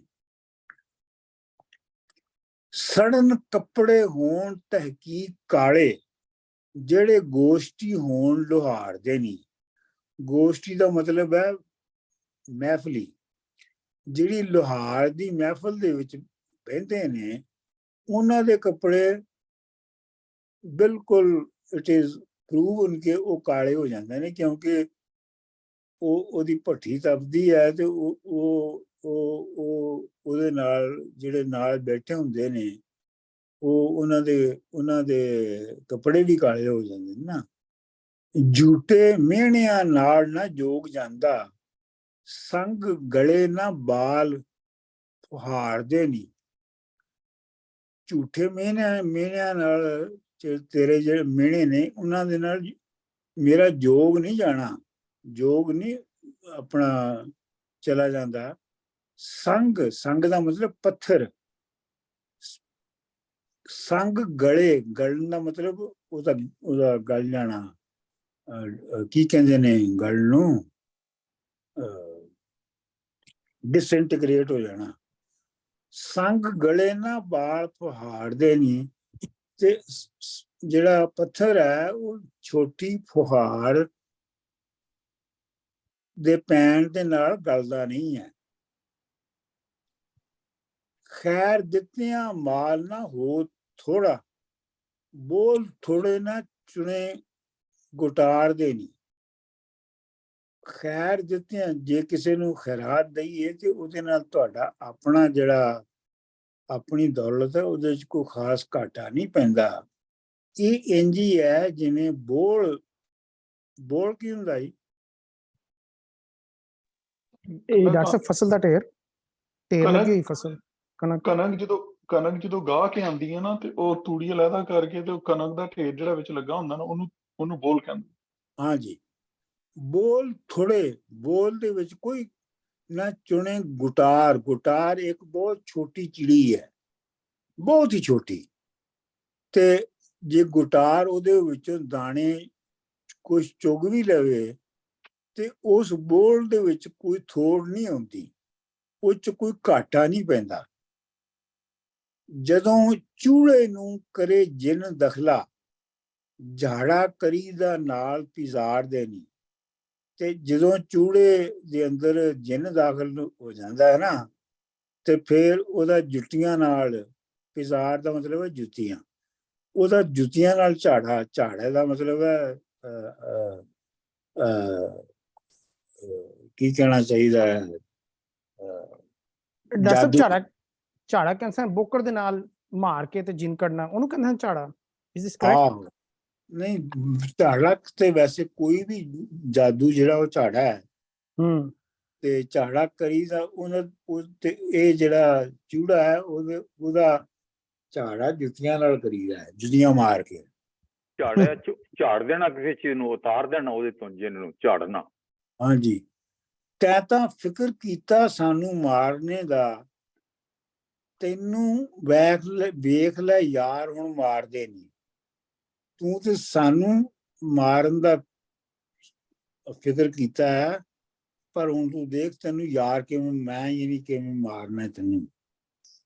ਜੇ ਕਰੇ ਕੋਈ ਤਿਹਾ ਪਾਉਂਦਾ ਹੈ ਸੱਚੇ ਵਾਅਦੇ ਪਰਵਰਦਿਗਾਰ ਦੇ ਨਹੀਂ। ਜਿਹੜਾ ਜਿਸ ਤਰ੍ਹਾਂ ਕੋਈ ਕਰੇਗਾ ਉਸ ਤਰ੍ਹਾਂ ਹੀ ਦਾ ਉਹਨੂੰ ਉਹਦਾ ਬਦਲਾ ਮਿਲੇਗਾ। ਇਹ ਜਿਹੜਾ ਇੱਥੇ ਲਿਖਿਆ ਨਾ ਸੱਚੇ ਵਾਅਦੇ, ਇਹ ਵਾਅਦੇ ਨਹੀਂ ਹੈਗਾ, ਇਹ ਵਾਅਦੇ, ਅਲਫ ਨਹੀਂ ਹੈਗਾ ਵਿੱਚ ਇਹਦੇ। ਕਿਉਂਕਿ ਜੇ ਅਲਫ ਵਿੱਚ ਆ ਜਾਏ ਤਾਂ ਉਹਦਾ ਮਤਲਬ ਮੁਸੀਬਤ ਹੋ ਜਾਏਗਾ। ਡਾਕਟਰ ਸਾਹਿਬ ਮੈਂ ਵੀ ਸੋਚ ਰਿਹਾ ਸਾਂ, ਸਹੀ, ਬਿਲਕੁਲ ਠੀਕ। ਹਾਂਜੀ, ਸਾਡੇ ਸੱਤੇ ਗੁਰਮੁਖੀ ਦੇ ਵਾਅਦੇ ਵਿੱਚ, ਹਾਂਜੀ ਗੁਰਮੁਖੀ ਚ ਵਾਅਦਾ ਲਿਖਿਆ, ਵਾਅਦੇ ਹੀ। ਹਾਂ, ਵਾਅਦੇ ਪਰਵਰਦਿਗਾਰ ਦੇ ਨਹੀਂ, ਵਾਰਿਸ ਸ਼ਾਹ ਮੀਆਂ ਰੰਨ ਭੌਂਕਣੀ ਨੂੰ ਫਕਰ ਪਾ ਜੜੀਆਂ ਚਾਹ ਮਾਰਦੇ ਨਹੀਂ। ਵਾਰਿਸ ਸ਼ਾਹ ਭੌਂਕਣ ਵਾਲੀ ਰੰਨ ਨੂੰ ਜਿਹੜੇ ਫਕੀਰ ਨੇ ਉਹ ਤਵੀਜ਼ਾਂ ਦੇ ਨਾਲ ਮਾਰ ਦਿੰਦੇ ਨੇ। ਜੜੀਆਂ ਦਾ ਹੁੰਦਾ ਹੈ ਜਾਦੂ ਨਾਲ ਕਿਸੇ ਨੂੰ ਅਜਿਹੀ ਬਿਮਾਰੀ ਲਾਉਣਾ ਜੇ ਉਹ ਸੁੱਕ ਕੇ ਮਰ ਜਾਵੇ। ਡਾਕਟਰ ਸਾਹਿਬ ਇੱਕ ਗੱਲ ਕਰਨੀ ਸੀ ਮੈਂ ਇੱਥੇ, ਕਿ ਜਿਹੜੀ ਆਪਾਂ ਸੋਚ ਰਹੇ ਹਾਂ ਕਿ ਡਿਬੇਟ ਹੋ ਰਹੀ ਆ, ਪਹਿਲੇ ਬੰਦ ਦੇ ਵਿੱਚ ਸੈਤੀ ਨੇ ਕਿਹਾ, ਹੁਣ ਰਾਂਝੇ ਨੇ ਕਿਹਾ। ਮੈਨੂੰ ਇਹ ਲੱਗਦਾ ਕਿ ਸੈਤੀ ਦੀ ਜਿਹੜੀ ਆਰਗੂਮੈਂਟ ਹੈ ਉਹਦੇ ਵਿੱਚ ਸਬਸਟੈਂਸ ਔਰ ਕੰਟੈਂਟ ਬਹੁਤ ਵਧੀਆ, ਕਿ ਮਤਲਬ ਤੂੰ ਝੂਠਾ ਬਣਿਆ ਆ, ਤੈਨੂੰ ਜਿੱਦਾਂ ਕਿ ਵਾਰਿਸ ਸ਼ਾਹ ਨਾਲ ਬੇਟੀਆਂ ਜਿਹਨਾਂ ਜੰਮੀਆਂ, ਜਿਹੜੇ ਉਸ ਪ੍ਰੋਸੈਸ ਚੋਂ ਨਹੀਂ ਗੁਜ਼ਰੇ ਉਹਨਾਂ ਨੂੰ ਬਿਲਕੁਲ ਨਹੀਂ ਪਤਾ ਹੁੰਦਾ, ਤੂੰ ਸਾਂਗ ਬਣਿਆ ਫਿਰ ਰਿਹਾ। ਵਰਸਸ ਕੇ ਆਰਗੂਮੈਂਟ ਜਿਹੜਾ ਰਾਂਝਾ ਜਾਂ ਜੋਗੀ ਦੇ ਰਿਹਾ, ਜੋਗੀ ਦੀ ਆਰਗੂਮੈਂਟ ਇਜ਼ ਮੋਰ ਕਿ ਗਾਲਾਂ ਹੀ ਕੱਢਣ ਤੋਂ ਬਿਨਾਂ ਕੋਈ ਸਬਸਟੈਂਸ ਨਹੀਂ ਮੈਨੂੰ ਲੱਗਦੀ। ਮੈਂ ਇੰਟਰਪਟ ਕਰਸਾਂ ਇਧਰ, ਜੋਗੀ ਨਾ ਜਿਹੜਾ ਆਰਗੂਮੈਂਟ ਆ ਨਾ ਉਹ ਮਰਦ ਔਰਤਾਂ ਵਾਲਾ ਲੱਗਣਾ ਪਿਆ ਕਿ ਮਰਦ ਇਸ ਤਰ੍ਹਾਂ ਨਹੀਂ ਹੋਣੇ ਤੇ ਔਰਤ ਇਸ ਤਰ੍ਹਾਂ ਨਹੀਂ ਹੋਣੀ। ਉਸ ਨਾਲ ਆਰਗੂਮੈਂਟ ਜਿਹੜਾ ਹੈ ਨਾ ਔਰ ਬੇਸਿਕ ਹੋਈ ਗਿਆ, ਜਿਹੜੇ ਤੁਸੀਂ ਗੱਲ ਕਰਨੇ ਪਿਓ ਨਾ ਅਮਰ ਸਾਹਿਬ। ਹਾਂਜੀ, ਦੇਖੋ ਗੱਲ ਇਹ ਇਹ ਤਾਂ ਹੈ, ਅਮਰਜੀਤ ਹੋਰਾਂ ਜਿਹੜੇ ਨਾ ਉਹ ਐਂਟੀ ਰਾਂਝਾ ਨੇ ਤੇ ਬੇਸਿਕਲੀ ਤੇ ਉਹ ਲੱਭਦੇ ਰਹਿੰਦੇ ਨੇ ਰਾਂਝੇ ਨੂੰ ਕਿਵੇਂ ਭੰਡਣਾ ਹੈ। ਨਹੀਂ ਹੁਣ ਡਾਕਟਰ ਸਾਹਿਬ ਤੁਸੀਂ ਏਦਾਂ ਨਾ ਹੁਣ ਕਰੋ, ਇਹ ਤੁਸੀਂ ਪਰਸਨਲ ਲੈਵਲ ਦੀ ਗੱਲ। ਇੱਕ ਮਿੰਟ ਠਹਿਰ ਜਾਓ, ਇੱਕ ਮਿੰਟ ਠਹਿਰ ਜਾਓ।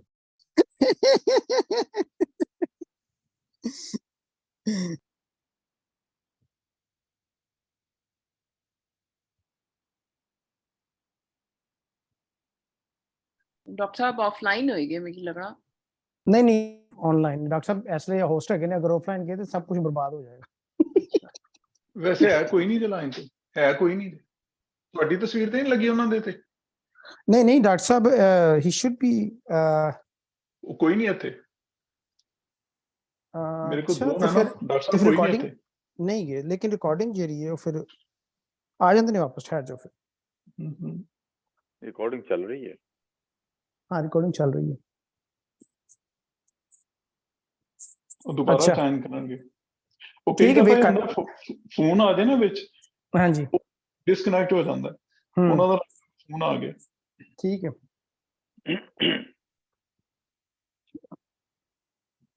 ਵੈਸੇ ਉਹਨੇ ਜਿਹੜੀ ਇਹਦੇ ਚ ਗੱਲ ਕੀਤੀ ਹੈ, ਮੇਰੇ ਖਿਆਲ ਉਹ ਜਿਸ ਤਰ੍ਹਾਂ ਖੱਚਰ ਦੀ ਗੱਲ ਕੀਤੀ ਹੈ, ਕੰਟਰਡਿਕਟਰੀ ਪਰਸਨੈਲਿਟੀ ਦੀ, ਉਹ ਜਿਹੜੀ ਤੁਸੀਂ ਅਮਰ ਜੀ ਕਹਿ ਰਹੇ ਹੋ, ਉਹ ਮੇਰੇ ਖਿਆਲ ਉਹੀ ਚੀਜ਼ਾਂ ਸਾਰੀਆਂ ਉਹਦੇ ਚ ਬਿਆਨ ਉਹਨਾਂ ਕੀਤੀਆਂ ਕਿ ਤੇਰੇ ਅੰਦਰ ਉਹ ਚੀਜ਼ ਹੈ ਤੇ ਨਹੀਂ ਹੈ ਜਿਹੜੀ ਤੂੰ ਬਣਾਉਣ ਦੀ ਕੋਸ਼ਿਸ਼ ਕਰ ਰਿਹਾ।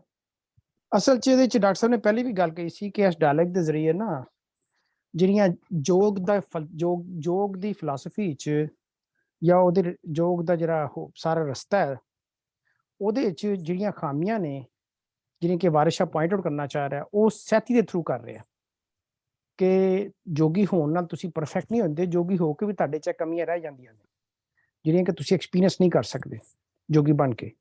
ਤੇ ਤੁਸੀਂ ਜੋਗੀ ਬਣ ਕੇ ਇਹ ਜਿਹੜਾ ਹੈਗਾ ਆ ਨਾ ਸਾਰਾ thought process of a male and a female, the way the male thinks and the way a female thinks, ਇਹ ਬਹੁਤ ਹੀ ਬੇਸਿਕ ਹੈਗਾ। This is he is trying to just convey ਕਿ this is the basic way a man thinks and this is the basic way a woman thinks. ਬਿਲਕੁਲ ਬਿਲਕੁਲ, ਉਹ ਤੇ ਬਿਲਕੁਲ ਹੈਗਾ ਵੇ ਕਿ ਮੈਂ ਨਹੀਂ ਸੋਚ ਸਕਦਾ ਕਿ ਮੇਰੀ ਬੁੱਢੀ ਐਜ਼ ਅ ਵੂਮਨ ਕਿਸ ਤਰ੍ਹਾਂ ਸੋਚ ਸਕਦੀ ਹੈ। Yeah, because there's no depth. He's thinking, मतलब कि ਉਹਦੀ ਜਿਹੜੀ ਹੈਗੀ ਬੜੀ basic thinking ਹੁੰਦੀ ਹੈ ਰਾਂਝੇ ਦੀ, ਜਿਹੜੀ ਸੈਤੀ ਦੀ thinking ਹੈਗੀ ਉਹ depth ਵਾਲੀ thinking ਹੈ, it's more involved. So this is ਪਤਾ ਵੈਸੇ ਬੀਬਾ ਜੀ ਇਹ ਮੈਨੂੰ ਲੱਗਣਾ ਪਿਆ ਜੇ ਇਹਨਾਂ ਦੀ ਪ੍ਰਾਇਮਰੀ ਆਇਡੈਂਟੀਟੀ ਹੈ ਨਾ ਰਾਂਝੇ ਦੀ ਪ੍ਰਾਇਮਰੀ ਆਇਡੈਂਟੀਟੀ ਜੋਗੀ ਜਾਂ ਜੋਗ ਆ ਤੇ ਸੈਤੀ ਜ਼ਾਹਿਰ ਔਰਤ ਹੀ ਉਹ ਇੱਕ ਦੂਏ ਨਹੀਂ ਜਿਹੜੀ ਪ੍ਰਾਇਮਰੀ ਆਇਡੈਂਟੀਟੀ ਹੈ ਨਾ उसकी चैलेंज पे करता exactly it's a basic challenge होनी थी, basic identity basic thought process ਜਿਹੜਾ ਹੁੰਦਾ ਹੈ ਨਾ ਇਹ ਉਹ ਹੈਗਾ। ਜੋਗ ਵੀ ਤਾਂ ਉਹਦਾ ਅਸਲੀ ਨਹੀਂ ਨਾ, I mean he is not a ਜਿੱਦਾਂ ਕਿ ਵੀ ਇੱਕ ਟ੍ਰੈਡੀਸ਼ਨਲ ਜੋਗੀ ਹੈ ਉਹ ਵੀ ਨਹੀਂ ਨਾ, ਮੈਂ ਰਿਕਾਰਡਿੰਗ ਉਹ ਪੌਜ਼ ਮੈਂ- ਕਰ ਰਿਹਾ just in case just a matter of ਕਿ ਵੀ ਜਿੱਦਾਂ ਅਸੀਂ ਗੱਲ ਕਰ ਰਹੇ ਹਾਂ ਆਪਣੇ Kishwar ji ਵੀ ਕਹਿ ਰਹੇ ਨੇ, this is just a basic thinking a man thinks and this is the basic way a woman thinks, more complicated, more involved. ਬੰਦੇ ਦੀ ਬੜੀ basic thinking ਹੁੰਦੀ ਹੈ at the point. ਵੈਸੇ ਇੱਥੇ ਤੇ ਸਹਿਤੀ ਸਹੀ ਕਹਿ ਰਹੀ ਹੈ ਕਿ ਰਾਂਝੇ ਦਾ ਜਿਹੜਾ ਹੈ ਨਾ ਕਿਰਦਾਰ, ਉਹ ਹੈ ਇੰਨਾ ਹੀ, ਉਹ ਹੈ ਡਿਫਰੈਂਟ ਕਿਸਮ ਦਾ ਜਿਸ ਤਰ੍ਹਾਂ ਉਹ ਬਿਆਨ ਕਰ ਰਹੀ, ਕਿਉਂਕਿ ਰਾਂਝਾ ਹੋਣਾ ਔਰ ਜੋਗੀ ਹੋਣਾ ਦੋ ਡਿਫਰੈਂਟ ਚੀਜ਼ਾਂ ਨੇ, ਕਿਉਂਕਿ ਰਾਂਝੇ ਨੇ ਤੇ ਕਈ ਰੂਪ ਵਟਾਏ ਨੇ ਨਾ। Obviously ਦੇਖੋ ਜੀ, ਉਹ ਤੇ ਰਾਂਝਾ ਉਹਨੂੰ ਲੱਭਣ ਆਇਆ ਹੈ, ਉਹ ਕਿਹੜਾ ਕੋਈ ਜੋਗੀ ਹੈ, ਅਸਲੀ ਜੋਗ ਤੇ ਨਹੀਂ ਨਾ ਉਹਨੇ ਤਾਰਿਆ। ਬਿਲਕੁਲ, ਤੇ ਸਹਿਤੀ ਕਹਿ ਤਾਂ ਸਹੀ ਰਹੀ ਉਹਦੇ ਬਾਰੇ ਚ। ਹਾਂ, ਸੈਤੀ ਨੂੰ ਪਤਾ, ਸੈਤੀ ਸਮਝਦੀ ਹੈ ਕਿ ਤੂੰ ਫਰਾਡ ਬਣਿਆ ਆ ਤੇ ਐਵੇਂ ਮਤਲਬ ਨਾ ਤੂੰ ਜੋਗੀ ਆ ਤਾਂ ਨਾ ਕੁਛ ਹੋਰ ਆ, ਤੂੰ ਬਿਲਕੁਲ ਸਾਂਗ ਰਚਾ ਕੇ ਇੱਥੇ ਫਿਰ ਬੈਠਾ। ਖਚਰਾ, ਖਚਰਾ ਲਫ਼ਜ਼ ਸਮਝਦੇ ਨਾ, ਖਚਰਾ, ਖੱਚਰ। ਖਚਰਾ ਤਾਂ ਸ਼ੈਤਾਨ ਹੁੰਦਾ ਨਾ। ਨਹੀਂ, ਖਚਰਾ ਹੁੰਦਾ ਜਿਹੜਾ ਡਿਊਲ ਹੁੰਦਾ ਹੈ, Dual ਓਏ personality. ਖਚਰਾ ਕਹਿ ਰਹੇ, ਬੜਾ ਖਚਰਾ ਬਣਦਾ ਪਿਆ। ਯਾਨੀ ਜਿਸ ਤਰ੍ਹਾਂ ਇਹ ਹੁੰਦਾ ਹੈ, ਖਚਰਾ ਹੁੰਦਾ ਹੈ ਘੋੜਾ ਔਰ ਗਧੇ ਦੀ ਆਫ ਬਰੀਡ ਹੁੰਦੀ ਹੈ, ਤੇ ਉਹ ਕਹਿ ਰਹੀ ਕਿ ਤੇਰੇ ਅੰਦਰ ਦੋ ਖੱਚਰ ਉਹਦੇ ਚ, ਤੇ ਖਚਰਾ ਉਹਨੂੰ ਕਹਿੰਦਾ ਹੈ ਜਿਹੜਾ ਡਿਊਲ ਪਰਸਨੈਲਿਟੀ ਦਾ ਬੰਦਾ ਹੈ, ਤੇ ਉਹ ਉਹਨੂੰ ਇਹ ਦੱਸ ਰਹੀ ਹੈ ਕਿ ਤੂੰ ਜੋ ਕਰ ਰਿਹਾ ਔਰ ਜੋ ਤੂੰ ਬਣਿਆ ਆ ਉਹ। ਅਮਰਜੀਤ ਜੀ ਮੈਂ ਤੁਹਾਨੂੰ ਹੋਸਟ ਬਣਾ ਰਿਹਾ ਵਾਂ, ਆਈ ਐਮ ਲੀਵਿੰਗ, ਤੇ ਮੇਬੀ ਡਾਕਟਰ ਸਾਹਿਬ ਜੁਆਇਨ ਕਰ ਲੈਣ ਦੁਬਾਰਾ, ਤੇ ਤੁਹਾਨੂੰ ਮੈਂ ਹੋਸਟ ਬਣਾਉਣਾ, ਤੁਸੀਂ ਪੌਜ਼ ਕਰ ਲਓ ਬੇਸ਼ੱਕ ਰਿਕਾਰਡਿੰਗ 10 ਮਿੰਟ ਹੋਰ, ਵਰਨਾ ਮੇਰੇ ਖਿਆਲ ਹੈ ਕਿ ਟਾਈਮ ਹੋ ਜਾਣਾ ਫਿਰ ਕਲਾਸ ਦੇ ਖਤਮ ਹੋਣ ਦਾ। ਤੁਸੀਂ ਉਹਨੂੰ ਹੋਸਟ ਹੋ ਗਏ ਹੋ, ਮੈਂ ਆਊਟ ਹੋ ਰਿਹਾ, ਮੈਂ ਜਾਣਾ ਇੱਕ ਜ਼ਰੂਰੀ ਕੰਮ ਵਾਸਤੇ, ਤੇ ਗੁੱਡ ਲੱਕ। ਮੈਂ ਅਪਲੋਡ ਕਰ ਦਾਂਗਾ ਵੀਡੀਓ ਬਾਅਦ ਚ। ਤੁਸੀਂ ਪੌਜ਼ ਕਰਕੇ ਰਿਕਾਰਡਿੰਗ ਨਾ ਡਾਕਟਰ ਸਾਹਿਬ ਵੇਟ ਕਰ ਲਓ 5 ਮਿੰਟ ਹੋਰ, ਨਹੀਂ ਆਉਂਦੇ ਤਾਂ I think we will conclude the class, ਕਿਉਂਕਿ 12 ਵਜ ਜਾਣੇ ਫਿਰ। ਸਹੀ ਹੈ, ਓਕੇ ਜੀ, ਰੱਬ ਰੱਖਾ, ਅੱਲਾ ਹਾਫਿਜ਼। ਇਹ ਪੌਜ਼ ਤੇ ਰਿਕਾਰਡਿੰਗ ਜੀ ਜੀ, ਹਾਂਜੀ, ਅੱਗੇ ਪਿੱਛੇ ਨਹੀਂ ਕੋਈ ਗੱਲ ਕਰੀ, ਕਿੰਨਿਆ ਕੋਈ ਨਹੀਂ। ਬੀਬਾ ਜੀ it's recording, it is recording, record ਹੋ ਰਿਹਾ ਹਾਲੇ। ਕਿਸ਼ਵਰ ਜੀ ਹਾਲੇ ਰਿਕਾਰਡ ਹੋ ਰਿਹਾ, ਪੌਜ਼ ਨਹੀਂ ਕੀਤਾ ਹਾਲੇ। ਕਰ ਦਿੱਤੀ ਹੈ। ਹਾਂ ਠੀਕ ਹੋ ਗਈ ਹੈ। ਅੱਛਾ, ਕੀ ਕਿਹੜਾ ਬੰਦ ਤੂੰ ਕਿੱਥੇ ਛੱਡਿਆ ਸੀ ਜੀ? 356। ਤੇਰੀ ਸਹੇਲੀਆਂ ਤੋਂ ਅਸੀਂ ਨਹੀਂ ਡਰਦੇ ਡਾਕਟਰ ਸਾਹਿਬ, ਇੱਥੋਂ ਸ਼ੁਰੂ ਕਰਸੋ। ਅਸੀਂ ਤੇ ਬਹੁਤ ਪਿੱਛੇ ਚਲੇ ਗਏ, ਮੈਂ ਤੇ ਅੱਗੇ ਕਿੰਨੇ ਹੀ ਬੰਦ ਕਰ ਚੁੱਕੇ ਹਾਂ। ਓ ਵਾਹ, ਕੁਝ ਵੀ ਰਿਕਾਰਡ ਨਹੀਂ ਹੋਇਆ ਉਹ ਤਾਂ। ਤੇਰੀਆਂ ਸਹੇਲੀਆਂ ਤੋਂ ਅਸੀਂ ਨਹੀਂ ਡਰਦੇ, ਕੋਈ ਡਰੇ ਨਾ ਭੈਲ ਦੇ ਸਾਂਗ ਕੋਲੋਂ। ਭੈਲ ਜਿਹੜੀ ਹੈ ਇੱਕ ਜ਼ਾਤ ਹੈ ਜਿਹੜੀ ਕਿ ਡਾਕੇ ਤੇ ਚੋਰੀਆਂ ਕਰਦੀ ਹੈ, ਤੇ ਇਹਦਾ ਲਾਈਨ ਦਾ ਮਤਲਬ ਇਹ ਹੈ ਕਿ ਜੇ ਕੋਈ ਭੈਲ ਦਾ ਸਾਂਗ ਮਤਲਬ ਉਸ ਤਰ੍ਹਾਂ ਦੀ ਸ਼ਕਲ ਬਣਾ ਲਵੇ ਤੇ ਉਹਦੇ ਕੋਲੋਂ ਕੋਈ ਨਹੀਂ ਡਰਦਾ, ਤੇ ਉਸੇ ਤਰ੍ਹਾਂ ਅਸੀਂ ਤੇਰੀਆਂ ਸਹੇਲੀਆਂ ਤੋਂ ਵੀ ਨਹੀਂ ਡਰਦੇ। ਐਵੇਂ ਮਾਰੀ ਦਾ ਜਾਲ ਸੇ ਇਸ ਪਿੰਡੋਂ, ਜਿਵੇਂ ਖਿਸਕਦਾ ਕੁਫਰ ਹੈ ਬਾਂਗ ਕੋਲੋਂ। ਇਸ ਪਿੰਡੋਂ ਐਵੇਂ ਮਾਰਿਆ ਜਾਏਗਾ ਤੂੰ, ਤੇ ਮਾਰ ਖਾ ਕੇ ਜਾਏਗਾ, ਜਿਵੇਂ ਬਾਂਗ ਦਾ ਮਤਲਬ ਹੈ ਅਜ਼ਾਨ, ਜਿਵੇਂ ਅਜ਼ਾਨ ਦੇਣ ਨਾਲ ਕੁਫਰ ਨਸ ਜਾਂਦਾ ਹੈ ਨਾ, ਉਵੇਂ ਤੂੰ ਇੱਥੋਂ ਜਾਣਾ ਹੈ। ਸਰ ਕੱਜ ਕੇ ਟੁਰੇਗਾ ਜਹਿਲ ਜੱਟਾ, ਜਿਵੇਂ ਸੱਪ ਉੱਠ ਚਲੇ ਹੈ ਡਾਂਗ ਕੋਲੋਂ। ਤੇ ਤੂੰ ਸਿਰ ਆਪਣਾ ਢੱਕ ਕੇ ਤੇ ਇੰਜ ਇੱਥੋਂ ਬੇਵਕੂਫ ਜੱਟਾ, ਅਨਪੜ੍ਹ ਜੱਟਾ ਐਵੇਂ ਜਾਣਾ ਜਿਵੇਂ ਸੱਪ ਜਿਹੜਾ ਉਹ ਡਾਂਗ ਕੋਲੋਂ ਨਸ ਕੇ ਜਾਂਦਾ ਹੈ। ਐਵੇਂ ਖੱਪਰੀ ਸੰਗੀ ਛੱਡ ਜਾਏਗਾ ਤੂੰ, ਜਿਵੇਂ ਧਾੜਵੀ ਸਿਰਕਦਾ ਕਾਂ ਕੋਲੋਂ। ਇਹ ਖੱਪਰੀ ਤੇ ਸਿੰਗੀ ਜਿਹੜੀ ਤੇਰੀ ਹੈਗੀ ਹੈ ਨਾ, ਤੂੰ ਐਵੇਂ ਛੱਡ ਕੇ ਨਸਣਾ ਹੈ ਜਿਵੇਂ ਧਾੜਵੀ ਦਾ ਮਤਲਬ ਹੈ ਡਾਕੂ, ਸਿਰਕਦਾ ਦਾ ਮਤਲਬ ਇੱਧਰ ਉੱਧਰ ਹੋ ਜਾਂਦਾ ਹੈ, ਕਾਂਗ ਦਾ ਮਤਲਬ ਹੈ ਰੌਲਾ, ਜਦੋਂ ਲੋਕੀ ਰੌਲਾ ਪਾ ਦਿੰਦੇ ਨੇ ਤੇ ਡਾਕੂ ਜਿਹੜਾ ਹੈ ਉਹਨੂੰ ਫਿਰ ਇੱਧਰ ਉੱਧਰ ਹੋਣਾ ਪੈਂਦਾ ਹੈ। ਮੇਰੇ ਡਿੱਠਿਆਂ ਕੰਬ ਸੀ ਜਾਨ ਤੇਰੀ, ਜਿਵੇਂ ਚੋਰ ਦੀ ਜਾਨ ਜਲਾਂਗ ਕੋਲੋਂ। ਮੇਰੇ ਦੇਖਣ ਨਾਲ ਤੇਰੀ ਜਾਨ ਐਵੇਂ ਕੰਬਣੀ ਹੈ ਜਿਵੇਂ ਚੋਰ ਦੀ ਜਾਨ ਜਲਾਂਗ ਕੋਲੋਂ ਜਾਂਦੀ ਹੈ। ਜਲਾਂਗ ਹੁੰਦਾ ਹੈ ਪਿਰੀ ਡਾਨ ਸੂਰਜ ਚੜ੍ਹਨ ਤੋਂ ਪਹਿਲੇ ਜਿਹੜੀ ਰੋਸ਼ਨੀ ਹੁੰਦੀ ਆ ਉਹਨੂੰ ਜਲਾਂਗ ਕਹਿੰਦੇ ਨੇ। ਤੇ ਜੇ ਚੋਰ ਉਸ ਵੇਲੇ ਤੱਕ ਚੋਰ ਨੇ ਆਪਣਾ ਕੰਮ ਮੁਕੰਮਲ ਨਹੀਂ ਕੀਤਾ ਚੋਰੀ ਦਾ, ਤੇ ਫਿਰ ਉਹ ਡਰਨਾ ਸ਼ੁਰੂ ਹੋ ਜਾਂਦਾ ਹੈ। ਤੇਰੀ ਟੂਟਣੀ ਫਿਰੇ ਹੈ ਸੱਪ ਵਾਂਗੂ, ਆ ਰਣਾ ਦੇ ਡਰੀ ਉਪਾਂਗ ਕੋਲੋਂ। ਤੇਰੀ ਟੂਟਣੀ ਸੱਪ ਵਾਂਗੂ ਫਿਰਦੀ ਹੈ ਤੇ ਤੂੰ ਰੰਨਾਂ ਦੇ, ਉਪਾਂਗ ਦਾ ਮਤਲਬ ਹੁੰਦਾ ਅੱਖ ਦਾ ਇਸ਼ਾਰਾ। ਤੂੰ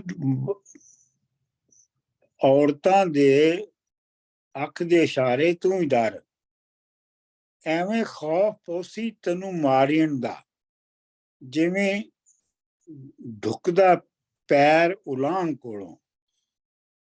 ਇਵੇਂ ਤੈਨੂੰ ਤੇਰੇ ਦਿਲ 'ਚ ਖੌਫ ਪੈ ਜਾਣਾ ਜਿਵੇਂ ਪੈਰ ਜਿਹੜਾ ਹੈ ਉਹ ਜੰਪ ਕਰਨ ਤੋਂ ਡਰਦਾ ਹੈ। ਵਾਰਿਸ਼ਾ ਇਹ ਜੋਗੜਾ ਮੋਇਆ ਪਿਆਸਾ, ਪਾਣੀ ਦੇਣਗੀਆਂ ਕਦੋਂ ਪੁਰਸਾਂਗ ਕੋਲੋਂ। ਵਾਰਿਸ਼ਾ ਇਹ ਜੋਗੀ ਜਿਹੜਾ ਹੈ ਮੋਇਆ ਪਿਆ ਹੋਏਗਾ ਤੇ ਇਹਨੂੰ ਆਪਣਾ ਪਾਣੀ ਦੇਣ ਵਾਲੇ ਸੰਗੀ ਜਿਹੜੇ ਨੇ ਉਹ ਪਾਣੀ ਪਿਆਉਣਗੇ। ਲੇਕਿਨ ਮੈਂ ਇਹ ਕਿਹਾ ਸੀਗਾ ਕਿ ਪੁਰਸਾਂਗ ਮੇਰੇ ਖਿਆਲ ਦੇ ਵਿੱਚ ਹੈਗਾ ਕਿ ਜਿਹੜੇ ਪੁਰਸਾ ਦੇਣ ਵਾਲੇ ਹੁੰਦੇ ਨੇ, ਜਿਹੜੇ ਕਿਸੇ ਦੇ ਮਰਨ ਦੇ ਉੱਤੇ ਆਉਂਦੇ ਨੇ, ਉਹਨਾਂ ਨੂੰ ਪੁਰਸਾਂਗ ਕਹਿੰਦੇ ਨੇ। ਅਗਲੇ ਬੰਦ 357। ਕਈਆਂ ਆਣ ਪੰਚਾਇਤਾਂ ਜੋੜੀਆਂ ਨਹੀਂ, ਅਸੀਂ ਰੰਨ ਨੂੰ ਰੇਵੜੀ ਜਾਣਨੇ ਆ। ਇਹ ਤੇ ਤੁਹਾਨੂੰ ਸਾਫ਼ ਹੀ ਹੈ। ਫੜੀਏ ਚਿੱਥ ਕੇ ਲਈਏ ਲੰਗਾ ਪਲ ਵਿੱਚ। ਇਹ ਰਿਉੜੀ ਜਿਹੜੀ ਹੈ ਨਾ ਜ਼ਨਾਨੀ, ਇਹਨੂੰ ਅਸੀਂ ਦੰਦਾਂ ਥੱਲੇ ਚਿੱਥ ਕੇ ਤੇ 1 ਮਿੰਟ ਵਿੱਚ ਢਿੱਡ 'ਚ ਪਾ ਲੈਂਦੇ ਆ। ਤੰਬੂ ਵੈਰ ਦੇ ਨਿਤ ਨਾ ਤਾਣੀਏ ਜੀ। ਤੇ ਅਸੀਂ ਇਹਨਾਂ ਔਰਤਾਂ ਦੇ ਨਾਲ ਕੋਈ ਲੰਮੀ ਚੌੜੀ ਦੇਰ ਤੱਕ ਦੁਸ਼ਮਣੀ ਨਹੀਂ ਰੱਖਦੇ। ਲੋਕ ਜਾਗ ਦੇ ਮਹਿਰੀਆਂ ਨਾਲ ਪਰਚਣ। ਲੋਕ ਜਿਹੜੇ ਨੇ ਉਹ ਤੇ ਅਵੇਕ ਹੁੰਦੇ ਨੇ ਜਦੋਂ ਉਹ ਆਪਣੀਆਂ ਔਰਤਾਂ ਦੇ ਨਾਲ ਪਰਚਦੇ ਨੇ, ਮਤਲਬ ਕੀ ਕਹਿੰਦੇ, ਸੈਟਿਸਫਾਈ ਹੁੰਦੇ ਨੇ। ਅਸੀਂ ਖਾਬ ਅੰਦਰ ਮੌਜਾਂ ਮਾਰਨੇ ਆ, ਅਸੀਂ ਤੇ ਖਾਬ ਦੇ ਅੰਦਰ ਮੌਜਾਂ ਮਾਰਨੇ ਆ। ਲੋਕ ਛਾਣ ਦੇ ਭੰਗ ਤੇ ਸ਼ਰਬਤਾਂ ਨੂੰ, ਅਸੀਂ ਆਦਮੀ ਨਜ਼ਰ ਵਿੱਚ ਛਾਣਨੇ ਆ।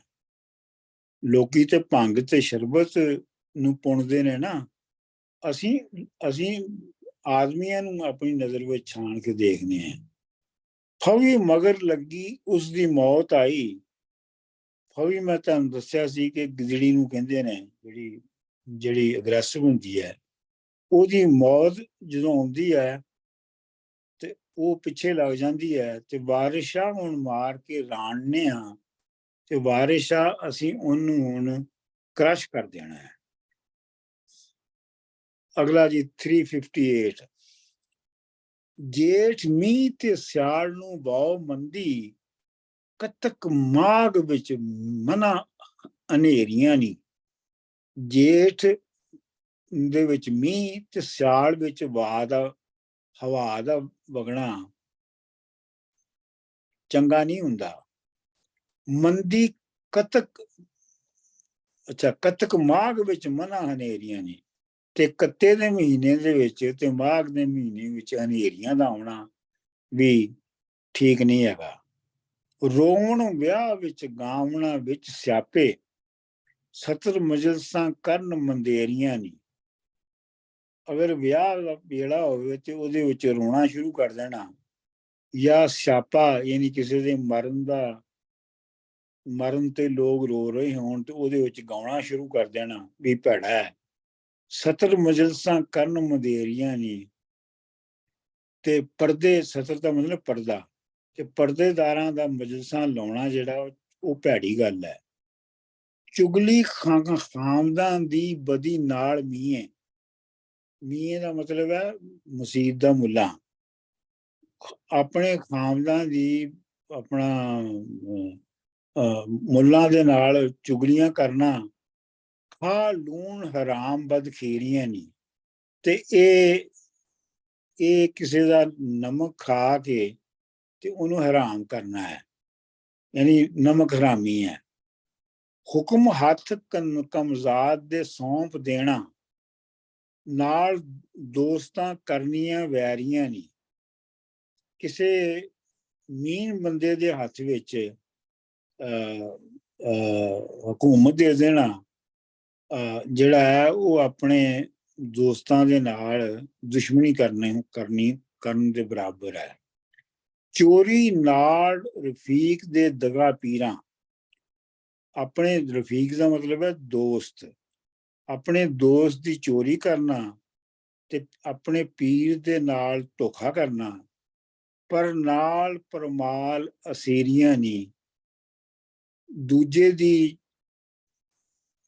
ਪਰਨਾਰ ਮਤਲਬ ਦੂਜੇ ਦੀ ਔਰਤ, ਪਰਮਾਲ ਦੂਜੇ ਦਾ ਮਾਲ, ਬਗਾਨੀ ਔਰਤ ਤੇ ਬਗਾਨੀ ਔਰਤ ਦਾ ਲਾਲਚ ਕਰਨਾ। ਗੀਬਤ ਤਰਕ ਸਲਵਾਤ ਤੇ ਝੂਠ ਮਸਤੀ, ਗੀਬਤ ਦਾ ਮਤਲਬ ਫਿਰ ਚੁਗਲੀ ਹੈ। ਤਰਕ ਸਲਵਾਤ ਯਾਨੀ ਨਮਾਜ਼ ਨੂੰ ਪੜ੍ਹਨਾ ਛੱਡ ਦੇਣਾ, ਤੇ ਝੂਠ ਮਸਤੀ ਤੇ ਝੂਠ ਤੇ ਮਸਤੀ ਕਰਨਾ। ਦੂਰ ਕਰਨ ਫਰਿਸ਼ਤੇ ਤੇਰੀਆਂ ਨੀ, ਜਿਹੜੇ ਫਰਿਸ਼ਤੇ ਨੇ ਉਹਨਾਂ ਕੋਲੋਂ ਦੂਰ ਦੂਰ ਹੀ ਆਪਣਾ ਉੱਡਦੇ ਨੇ। ਮੁੜਨ ਕੌਲ ਜ਼ਬਾਨ ਦਾ ਫਿਰਨ ਪੀਰਾਂ, ਪੀਰਾਂ ਦੇ ਨਾਲ ਕੋਈ ਆਪਣਾ ਕੌਲ ਕਰਕੇ ਵਾਅਦਾ ਕਰਕੇ ਉਤੋਂ ਫਿਰ ਜਾਣਾ। ਬੁਰੇ ਦਿਨਾਂ ਦੀਆਂ ਇਹ ਵੀ ਫੇਰੀਆਂ ਨਹੀਂ, ਇਹ ਵੀ ਭੈੜੇ ਦਿਨਾਂ ਦੇ ਹੀ ਚੱਕਰ ਨੇ। ਲੜਨ ਨਾਲ ਫਕੀਰ ਸਰਦਾਰ ਯਾਰੀ, ਕੱਢ ਘਤਨਾ ਮਾਲ ਵਸੀਰੀਆਂ ਨਹੀਂ। ਫਕੀਰ ਦੇ ਨਾਲ ਲੜਨਾ ਤੇ ਸਰਦਾਰ ਦੇ ਨਾਲ ਯਾਰੀ ਲਾਉਣਾ। ਤੇ ਵਸੀਰੀਆਂ ਦਾ ਮਤਲਬ ਹੈ ਮੁਸਾਫਰਾਂ ਨੂੰ ਮਾਲ ਦੇ ਦੇਣਾ। ਇਹ ਭੈੜੇ ਗੱਲਾਂ ਨੇ। ਮੇਰੇ ਨਾਲ ਜੋ ਖੇੜਿਆਂ ਵਿੱਚ ਹੋਈ, ਖੱਚਰਵਾਦੀਆਂ ਇਹ ਸਭ ਤੇਰੀਆਂ ਨੇ। ਮੇਰੇ ਨਾਲ ਜਿਹੜੀ ਵੀ ਖੇੜਿਆਂ ਦੇ ਵਿੱਚ ਹੋਈ ਹੈ ਨਾ, ਇਹ ਸਭ ਤੇਰੀਆਂ ਚਲਾਕੀਆਂ ਨੇ। ਭਲੇ ਨਾਲ ਭਲਾਈਆਂ ਬਦੀ ਬੁਰਿਆਂ, ਯਾਦ ਰੱਖ ਨਸੀਹਤਾਂ ਮੇਰੀਆਂ ਨੇ। ਭਲਿਆਂ ਨਾਲ ਭਲੇ ਰਹਿਣਾ ਚਾਹੀਦਾ ਹੈ ਤੇ ਬੁਰਿਆਂ ਨਾਲ ਹੀ ਬੁਰਾਈ ਕਰਨੀ ਚਾਹੀਦੀ ਹੈ।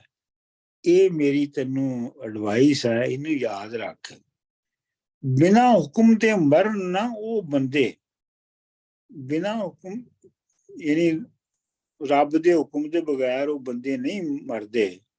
ਸਾਬਤ ਜਿਨ੍ਹਾਂ ਦੇ ਰਿਜ਼ਕ ਦੀਆਂ ਢੇਰੀਆਂ ਨਹੀਂ, ਜਿਨ੍ਹਾਂ ਦਾ ਰਿਜ਼ਕ ਦੀਆਂ ਢੇਰੀਆਂ ਅਜੇ ਬਾਕੀ ਨੇ, ਉਹ ਮਰਦੇ ਨਹੀਂ ਹੈ। ਬਦ ਰੰਗ ਨੂੰ ਰੰਗ ਕੇ ਰੰਗ ਲਾਇਓ, ਯਾਨੀ ਸਹਿਤੀ ਬਦਰੰਗ ਸੀ, ਉਹਨੂੰ ਰੰਗ ਕੇ ਰੰਗ ਲਾਇਓ। ਰੰਗ ਲਾਇਆ ਮਤਲਬ ਸ਼ਾਨਦਾਰ ਬਣਾ ਦਿੱਤਾ ਉਹਨੂੰ। ਵਾਹ ਵਾਹ ਇਹ ਕੁਦਰਤਾਂ ਤੇਰੀਆਂ ਨਹੀਂ, ਇਹ ਰੱਬ ਦੀ ਕੁਦਰਤ ਹੈ, ਇਵੇਂ ਹੋਇਆ। ਇਹ ਘਤ ਕੇ ਜਾਦੂੜਾ ਕਰੂੰ ਕਮਲੀ, ਪਈ ਗਰਦ ਮੇਰੇ ਘੱਤੇ ਫੇਰੀਆਂ ਨਹੀਂ। ਇਹ ਮੈਂ ਤੈਨੂੰ ਇਹੋ ਜਿਹਾ ਜਾਦੂ ਕਰਕੇ ਤੇ ਕਮਲੀ ਪਾਗਲ ਕਰਾਂਗਾ ਕਿ ਤੂੰ ਬਸ ਮੇਰੇ ਆਲੇ ਦੁਆਲੇ ਫੇਰੀਆਂ ਪਾਉਣੀਆਂ ਨੇ। ਵੈਸੇ ਆਖਰ ਤੇ ਹੁੰਦਾ ਵੀ ਐਵੇਂ ਹੀ ਹੈ। ਵਾਰਿਸ ਸ਼ਾਹ ਅਸਾਂ ਨਾਲ ਜਾਦੂਆਂ ਦੇ, ਕਈ ਰਾਣੀਆਂ ਕੀਤੀਆਂ ਚੇਰੀਆਂ ਨਹੀਂ। ਵਾਰਿਸ ਸ਼ਾਹ ਅਸੀਂ ਜਾਦੂ ਕਰਕੇ ਤੇ ਕਈਆਂ ਰਾਣੀਆਂ ਨੂੰ ਆਪਣੇ ਗੁਲਾਮ ਬਣਾਇਆ ਹੈ, ਆਪਣੀਆਂ ਮੁਰੀਦਣੀਆਂ ਬਣਾਇਆ ਹੈ। ਅੱਛਾ ਜੀ, ਅਗਲਾ ਬੰਦ 359। ਅਸਾਂ ਜਾਦੂੜੇ ਘੋਲ ਕੇ ਸਭ ਪੀਤੇ, ਕਰਾਂ ਬਾਵਰੇ ਜਾਦੂਆਂ ਵਾਲਿਆਂ ਨੂੰ। ਅਸੀਂ ਜਾਦੂ, ਉਹਨੂੰ ਕਹਿੰਦੀ ਹੈ ਕਿ ਅਸੀਂ ਜਾਦੂ ਸਭ ਘੋਲ ਕੇ ਪੀਤੇ ਨੇ ਤੇ ਅਸੀਂ ਜਾਦੂ ਕਰਨ ਵਾਲਿਆਂ ਨੂੰ ਪਾਗਲ ਕਰ ਦਿੰਦੀਆਂ, ਬਾਵਰੇ ਕਰ ਬਣਾ ਦਿੰਦੀਆਂ। ਰਾਜੇ ਭੋਜ ਜਏ ਕੀਤੇ ਚਾਹ ਘੋੜੇ, ਨਹੀਂ ਜਾਣਦਾ ਸਾਡਿਆਂ ਚਾਲਿਆਂ ਨੂੰ। ਸਕੇ ਭਾਈਆਂ ਤੋਂ ਕਰਨ ਨਫ਼ਰ ਰਾਜੇ, ਸਕੇ ਭਰਾਵਾਂ ਤੋਂ ਨਫ਼ਰਤ ਕਰਦੇ ਨੇ, ਅਤੇ ਰਾਜ ਬਹਾਮ ਦੇ ਸਾਲਿਆਂ ਨੂੰ। ਇਹ ਸਾਰੇ ਹਿਸਟੋਰੀਕਲ ਇਸ਼ਾਰੇ ਨੇ, ਤੇ ਸਾਲਿਆਂ ਨੂੰ ਆਪਣਾ ਹਕੂਮਤ ਦੇ ਦਿੰਦੇ ਨੇ ਔਰਤਾਂ ਦੇ ਕਹਿਣ ਦੇ ਉੱਤੇ, ਯਾਨੀ ਅਸੀਂ ਔਰਤਾਂ ਮਨੂਰ ਕਰਕੇ ਕਰਵਾ ਲੈਣੀਆਂ। ਸਰ ਕੱਪ ਰਸਾਲੂ ਨੂੰ ਵਕਤ ਪਾਇਆ, ਘੱਤ ਮਕਰ ਦੇ ਰੌਲਿਆਂ ਰਾਲਿਆਂ ਨੂੰ। ਇਹ ਮੈਂ ਪੜ੍ਹ ਦਿੰਦਾ ਕਿਉਂਕਿ ਇਹ ਹਰ ਇੱਕ ਜਿਹੜੀ ਇਹ 'ਚ ਕਈ ਕਹਾਣੀਆਂ ਨੇ। ਤੇ ਰਾਵਣ ਲੰਕ ਲੁਟਾਈ ਕੇ ਗਰਦ ਹੋਇਆ, ਸੀਤਾ ਵਾਸਤੇ ਭੇਖ ਵਿਖਾਲਿਆਂ ਨੂੰ। ਯੂਸਫ ਬੰਦ ਵਿੱਚ ਪਾ ਜ਼ਹੀਰ ਕੀਤਾ, ਬੰਦ ਦਾ ਮਤਲਬ ਹੈ ਕੈਦ ਵਿੱਚ ਪਾ ਕੇ, ਜ਼ਹੀਰ ਕੀਤਾ, ਪਰੇਸ਼ਾਨ ਕੀਤਾ। ਸੱਸੀ ਵਕਤ ਪਾਇਆ ਉਠਾਂ ਵਾਲਿਆਂ ਨੂੰ, ਰਾਂਝਾ ਚਾਰ ਕੇ ਮਹੀਂ ਫਕੀਰ ਹੋਇਆ। ਹੀਰ ਮਿਲੀ ਜੇ ਖੇੜਿਆਂ ਸਾਲਿਆਂ ਨੂੰ, ਰੋਡਾ ਵੱਢ ਕੇ ਡੱਕਰੇ ਨਦੀ ਪਾਇਆ, ਤੇ ਜਲਾਲੀ ਦੇ ਵੇਖ ਲੈ ਚਾਲਿਆਂ ਨੂੰ। ਫੋਗੂ ਉਮਰ ਬਾਦਸ਼ਾਹ ਖੁਆਰ ਹੋਇਆ, ਮਿਲੀ ਮਾਰਵਨ ਢੋਲ ਦੇ ਰਾਲਿਆਂ ਨੂੰ। ਵਲੀ ਬਲਮ ਬਾਊਰ ਇਮਾਨ ਦਿੱਤਾ, ਵੇਖ ਡੋਬਿਆ ਬੰਦਗੀ ਵਾਲਿਆਂ ਨੂੰ। ਮਹੀਵਾਲ ਤੋਂ ਸੋਹਣੀ ਰਹੀ ਐਵੇਂ, ਹੋਰ ਪੁੱਛ ਲੈ ਇਸ਼ਕ ਦੇ ਭਾਲਿਆਂ ਨੂੰ। 18 ਖੂਨੀ ਕਟਕ ਲੜ ਮੋਏ, 18 ਰਜਮੈਂਟਾਂ ਜਿਹੜੀਆਂ ਨੇ ਉਹ ਲੜ ਕੇ ਮਰ ਗਈਆਂ ਸਨ। ਡੋਬ ਡਾਬ ਕੇ ਕੁੱਠਿਆ ਖਾਲਿਆਂ ਨੂੰ। ਇਹ ਮਤਲਬ ਇਹ ਦ੍ਰੋਪਦੀ ਵਾਲਾ ਇਸ਼ਾਰਾ ਹੈ। ਰੰਨਾ ਮਾਰ ਲੜਾਏ ਇਮਾਮਜ਼ਾਦੇ, ਮਾਰ ਘੱਤਿਆ ਪੀਰੀਆਂ ਪੈਰੀਆਂ ਵਾਲਿਆਂ ਨੂੰ। ਵਾਰਿਸ਼ਾਹ ਤੂੰ ਜੋਗੀਆ ਕੌਣ ਹੁੰਨਾ ਹੈ, ਉੜ ਭਰੇਗਾ ਸਾਡੀਆਂ ਕੀ ਹੈ ਜੀ ਇਹ ਹਾਲੀਆਂ ਨੂੰ। ਹਾਲੀਆਂ ਨੂੰ ਸਾਡੀਆਂ ਹਾਲ ਮਤਲਬ ਸਾਡਾ ਹਾਲ ਹੀ ਬਣ ਜਾਏਗਾ। ਅੱਛਾ ਜੀ, 60 ਤੋਂ ਸ਼ੁਰੂ ਕਰਾਂਗੇ ਅਗਲੇ ਸਮੈਸਟਰ 360 ਤੋਂ। ਇੱਕ ਮਿੰਟ ਠਹਿਰੋ।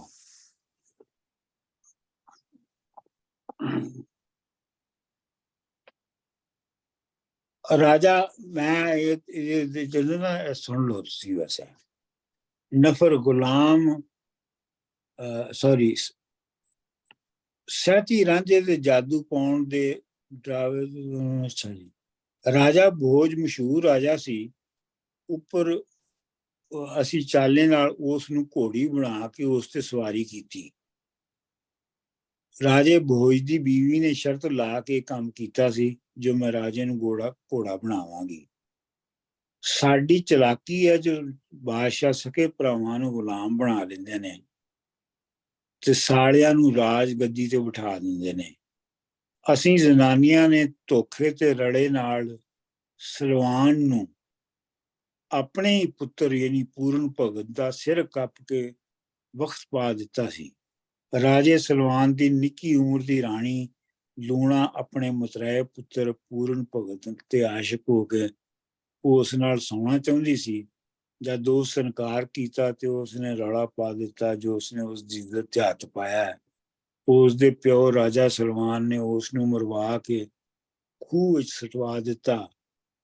ਰਾਵਣ ਆਪਣੀ ਬਾਦਸ਼ਾਹੀ ਸੀਤਾ ਪਿੱਛੇ ਲੁਟਵਾ ਕੇ ਮਿੱਟੀ ਹੋ ਗਿਆ ਤੇ ਭੇਸ ਬਦਲ ਕੇ ਉਸ ਦੇ ਪਿੱਛੇ ਫਿਰਦਾ ਰਿਹਾ। ਯੂਸਫ ਕੈਦ ਵਿੱਚ ਮੁਸੀਬਤ ਵਿੱਚ ਪੈ ਗਿਆ ਤੇ ਸੱਸੀ ਨੇ ਊਠਾਂ ਵਾਲਿਆਂ ਨੂੰ ਵਕਤ ਪਾ ਦਿੱਤਾ। ਯੂਸਫ ਦੇ ਬਾਦਸ਼ਾਹ ਦੀ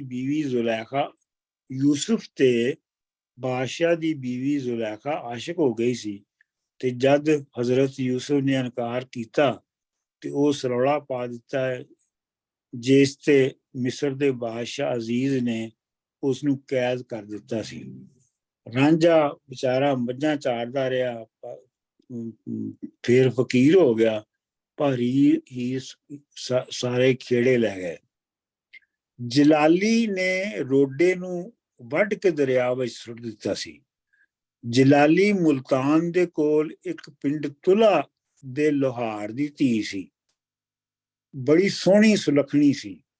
ਬਲਖ ਦੇ ਇੱਕ ਸ਼ਹਿਜ਼ਾਦੇ ਅਲੀ ਗੌਹਰ ਨੂੰ ਖਾਬ ਵਿੱਚ ਮਿਲੀ ਤੇ ਉਹ ਉਸ ਦੇ ਪਿੱਛੇ ਮੁਲਤਾਨ ਆਇਆ। ਉਸ ਨੇ ਫਕੀਰੀ ਰੂਹ ਵਿੱਚ ਸਿਰ ਰੋਡਾ ਕਰਵਾ ਲਿਆ ਤੇ ਉਸ ਦਾ ਨਾਂ ਰੋਡਾ ਪੈ ਗਿਆ। ਜਲਾਲੀ ਨਾਲ ਇਸ਼ਕ ਵਧਿਆ, ਪਰ ਜਦੋਂ ਜਲਾਲੀ ਤੇ ਰੋਡੇ ਨੂੰ ਮਿਲਣ ਤੇ ਰੋਕ ਲੱਗੀ, ਉਹ ਆਪ ਉਸ ਨੂੰ ਮਿਲਣ ਚਲਾ ਗਿਆ। ਉਸ ਨੂੰ ਦਰਿਆ ਵਿੱਚ ਸੁੱਟ ਦਿੱਤਾ ਗਿਆ, ਪਰ ਉਹ ਬਚ ਗਿਆ। ਫਿਰ ਜਦੋਂ ਜਲਾਲੀ ਦਾ ਵਿਆਹ ਹੋਣ ਲੱਗਾ ਤੇ ਉਹ ਉਸ ਨੂੰ ਨਸਾ ਕੇ ਲੈ ਜਾ ਰਿਹਾ ਸੀ ਤੇ ਦਰਿਆ ਤੇ ਫੜਿਆ ਗਿਆ। ਲੋਹਾਰਾਂ ਉਸ ਦੇ ਟੋਟੇ ਟੋਟੇ ਕਰਕੇ ਦਰਿਆ ਵਿੱਚ ਸੁੱਟ ਦਿੱਤਾ ਤੇ ਜਲਾਲੀ ਉਸੇ ਗਮ ਦੇ ਨਾਲ ਮਰ ਗਈ। ਫੋਗੂ ਉਮਰ ਬਾਦਸ਼ਾਹ ਖਾਰ ਹੋ ਗਿਆ ਤੇ ਮਾਰਵਨ ਢੋਲ ਨਾਲ ਚਲਾਕੀ ਕਰਕੇ ਮਿਲ ਗਈ। ਸ਼ਹਿਰ ਨਰੋਡ ਦੇਸ਼ ਦੇ ਰਾਜੇ ਨਿੰਮਲ ਦਾ ਨਾਮ ਦਾ ਪਰ ਢੋਲ ਸੀ, ਜਿਸ ਦੇ ਨਿੱਕੇ ਹੁੰਦਿਆਂ ਰਾਜੇ ਕੋਸਲ ਦੀ ਧੀ ਮਾਰਵਨ ਨਾਲ ਹੋ ਗਈ ਸੀ। ਜਦ ਢੋਲ ਜਵਾਨ ਹੋਇਆ ਤੇ ਇੱਕ ਸ਼ਹਿਜ਼ਾਦੀ ਬੂਬਨਾ ਦੇ ਇਸ਼ਕ ਵਿੱਚ ਫਸ ਗਿਆ। ਜਦੋਂ ਮਾਰਵਨ ਜਵਾਨ ਹੋਈ ਤੇ ਉਸ ਦੇ ਪਿਓ ਨੇ ਢੋਲ ਕੋਲ ਕੁਝ ਚਤਰ ਬੰਦੇ ਘੱਲੇ, ਜਿਨ੍ਹਾਂ ਉਸ ਅੱਗੇ ਮਾਰਵਨ ਦੇ ਹੁਸਨ ਦੀ ਬੜੀ ਤਾਰੀਫ ਕੀਤੀ। ਢੋਲ ਦਾ ਇਸ਼ਕ ਜਾਗ ਪਿਆ ਤੇ ਮਾਰਵਨ ਲੈਣ ਟੁਰ ਪਿਆ। ਰਸਤੇ ਵਿੱਚ ਸਿੰਧੀ ਅਮੀਰ ਉਮਰ ਸੂਮਰੂ ਤੇ ਉਮਰ ਸੂਮਰੂ ਨੇ ਮਾਰਵਨ ਨੂੰ ਖੋਹਣ ਦਾ ਯਤਨ ਕੀਤਾ। ਦੋਹਾਂ ਦਾ ਮੁਕਾਬਲਾ ਹੋਇਆ। ਢੋਲ ਜਿੱਤ ਗਿਆ ਤੇ ਉਮਰ ਖਾਰ ਹੋ ਗਿਆ। ਬਲਮ ਬਾਊਰ ਨੇ ਈਮਾਨ ਤਿਆਗ ਦਿੱਤਾ ਸੀ ਤੇ ਸਾਰੀ ਇਬਾਦਤ ਡੁੱਬ ਗਈ। ਇਹ ਵੀ ਇੱਕ ਜ਼ਨਾਨੀ ਵੀ ਹੋਇਆ ਸੀ। ਬਲਮ ਬਾਊਰ ਕੁਤਬਾਂ ਦੇ ਇੱਕ ਭਗਤ ਸਨ। ਜਦ ਪੈਗੰਬਰ ਮੂਸਾ ਨੇ ਮਦੀਨ ਤੇ ਹਮਲਾ ਕੀਤਾ ਤੇ ਉੱਥੋਂ ਦੇ ਬਾਦਸ਼ਾਹ ਨੇ ਬਲਮ ਬਾਊਰ ਨੂੰ ਮੂਸਾ ਦੇ ਖਿਲਾਫ ਦੁਆ ਮੰਗਣ ਲਈ ਕਿਹਾ, ਪਰ ਉਹਨਾਂ ਮੂਸਾ ਦੇ ਹੱਕ ਵਿੱਚ ਦੁਆ ਕਰ ਦਿੱਤੀ। ਫਿਰ ਬਾਦਸ਼ਾਹ ਨੇ ਬਲਮ ਬਾਊਰ ਦੀ ਬੀਵੀ ਨੂੰ ਕਿਹਾ, ਜੋ ਮੂਸਾ ਦੇ ਹੱਕ ਵਿੱਚ ਬਦ ਦੁਆ ਕਰਵਾ ਦੇ।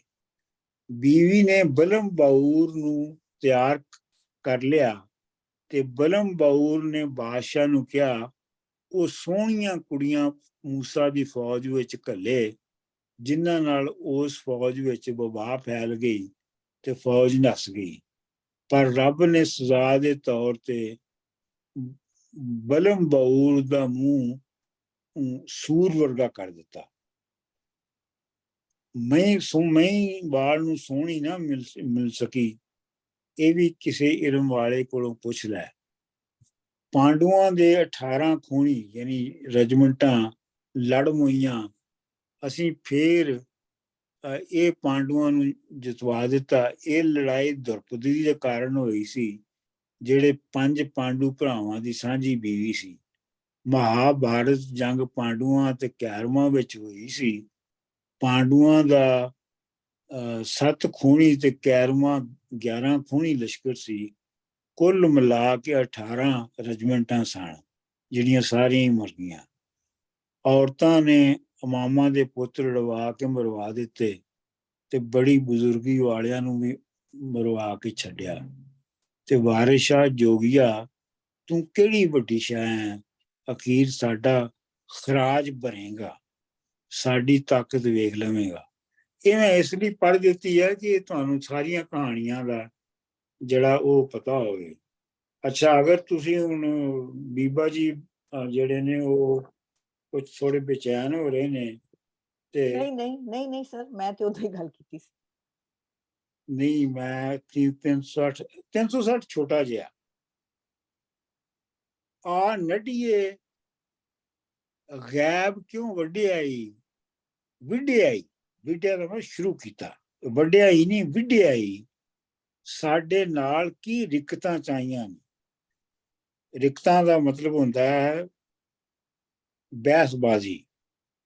ਕਰੇ ਨਰਾਂ ਦੇ ਨਾਲ ਬਰਾਬਰੀ ਕਿਉਂ, ਤੂੰ ਮੇਜ਼ ਦੇ ਨਾਲ ਇਕੁਅਲ ਕਿਉਂ ਹੋਣਾ ਚਾਹੁੰਦੀ ਹੈ। ਆਖ ਤੁਸਾਂ ਵਿੱਚ ਕੌਣ ਭਰਿਆਈਆਂ ਨੀ, ਬੇਕਸਾਂ ਦਾ ਕੋਈ ਨਾ ਰੱਬ ਵਾਜੋਂ।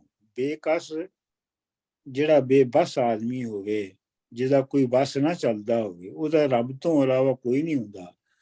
ਤੁਸੀਂ ਦੋਵੇਂ ਨਨਾਣ ਭਰਜਾਈਆਂ ਨੀ, ਤੇ ਤੁਸੀਂ ਤੇ ਦੋ, ਮੈਂ ਤੇ ਇਕੱਲਾ ਬੇਕਸ ਹਾਂ। ਜਿਹੜਾ ਰੱਬ ਦੇ ਨਾਂ ਤੇ ਭਲਾ ਕਰਸੀ, ਅੱਗੇ ਮਿਲਣਗੀਆਂ ਉਸ ਭਲਾਈਆਂ ਨੀ। ਇਹ ਤਾਂ ਸਾਫ਼ ਹੀ ਹੈ, ਅੱਗੇ ਤਿਨਾਂ ਦਾ ਹਾਲ ਜ਼ਬੂਨ ਹੋਸੀ। ਜ਼ਬੂਨ ਦਾ ਮਤਲਬ ਹੈ ਬਦਹਾਲ, ਖਰਾਬ ਹਾਲ। ਵਾਰਿਸ਼ਾਂ ਜੋ ਕਰਨ ਬੁਰਾਈਆਂ ਨਹੀਂ, ਵਾਰਿਸ਼ਾਂ ਜਿਹੜੇ ਬੁਰਾਈਆਂ ਕਰਦੇ ਨੇ, ਉਹਨਾਂ ਦਾ ਅੱਗੇ ਜਾ ਕੇ ਹਾਲ ਬੜਾ ਖਰਾਬ ਹੋਏਗਾ। ਲਓ ਜੀ, ਇਹ 360 ਬੰਦ ਹੋ ਗਏ ਤੇ ਤੀਜਾ ਸਮੈਸਟਰ ਇੱਥੇ ਅਸੀਂ ਅੱਜ ਮੁਕਾ ਦਿੱਤਾ। ਤੇ ਹੁਣ ਕਿੰਨੀ ਬ੍ਰੇਕ ਲੈਣੀ ਹੈ, 1 ਹਫ਼ਤਾ ਜਾਂ 2 ਹਫ਼ਤੇ? ਜਿੰਨੀ ਤੁਸੀਂ ਆਖੋ ਸਰ। ਰਿਕਾਰਡਿੰਗ ਬੰਦ ਕਰ ਦਿਓ ਜੀ।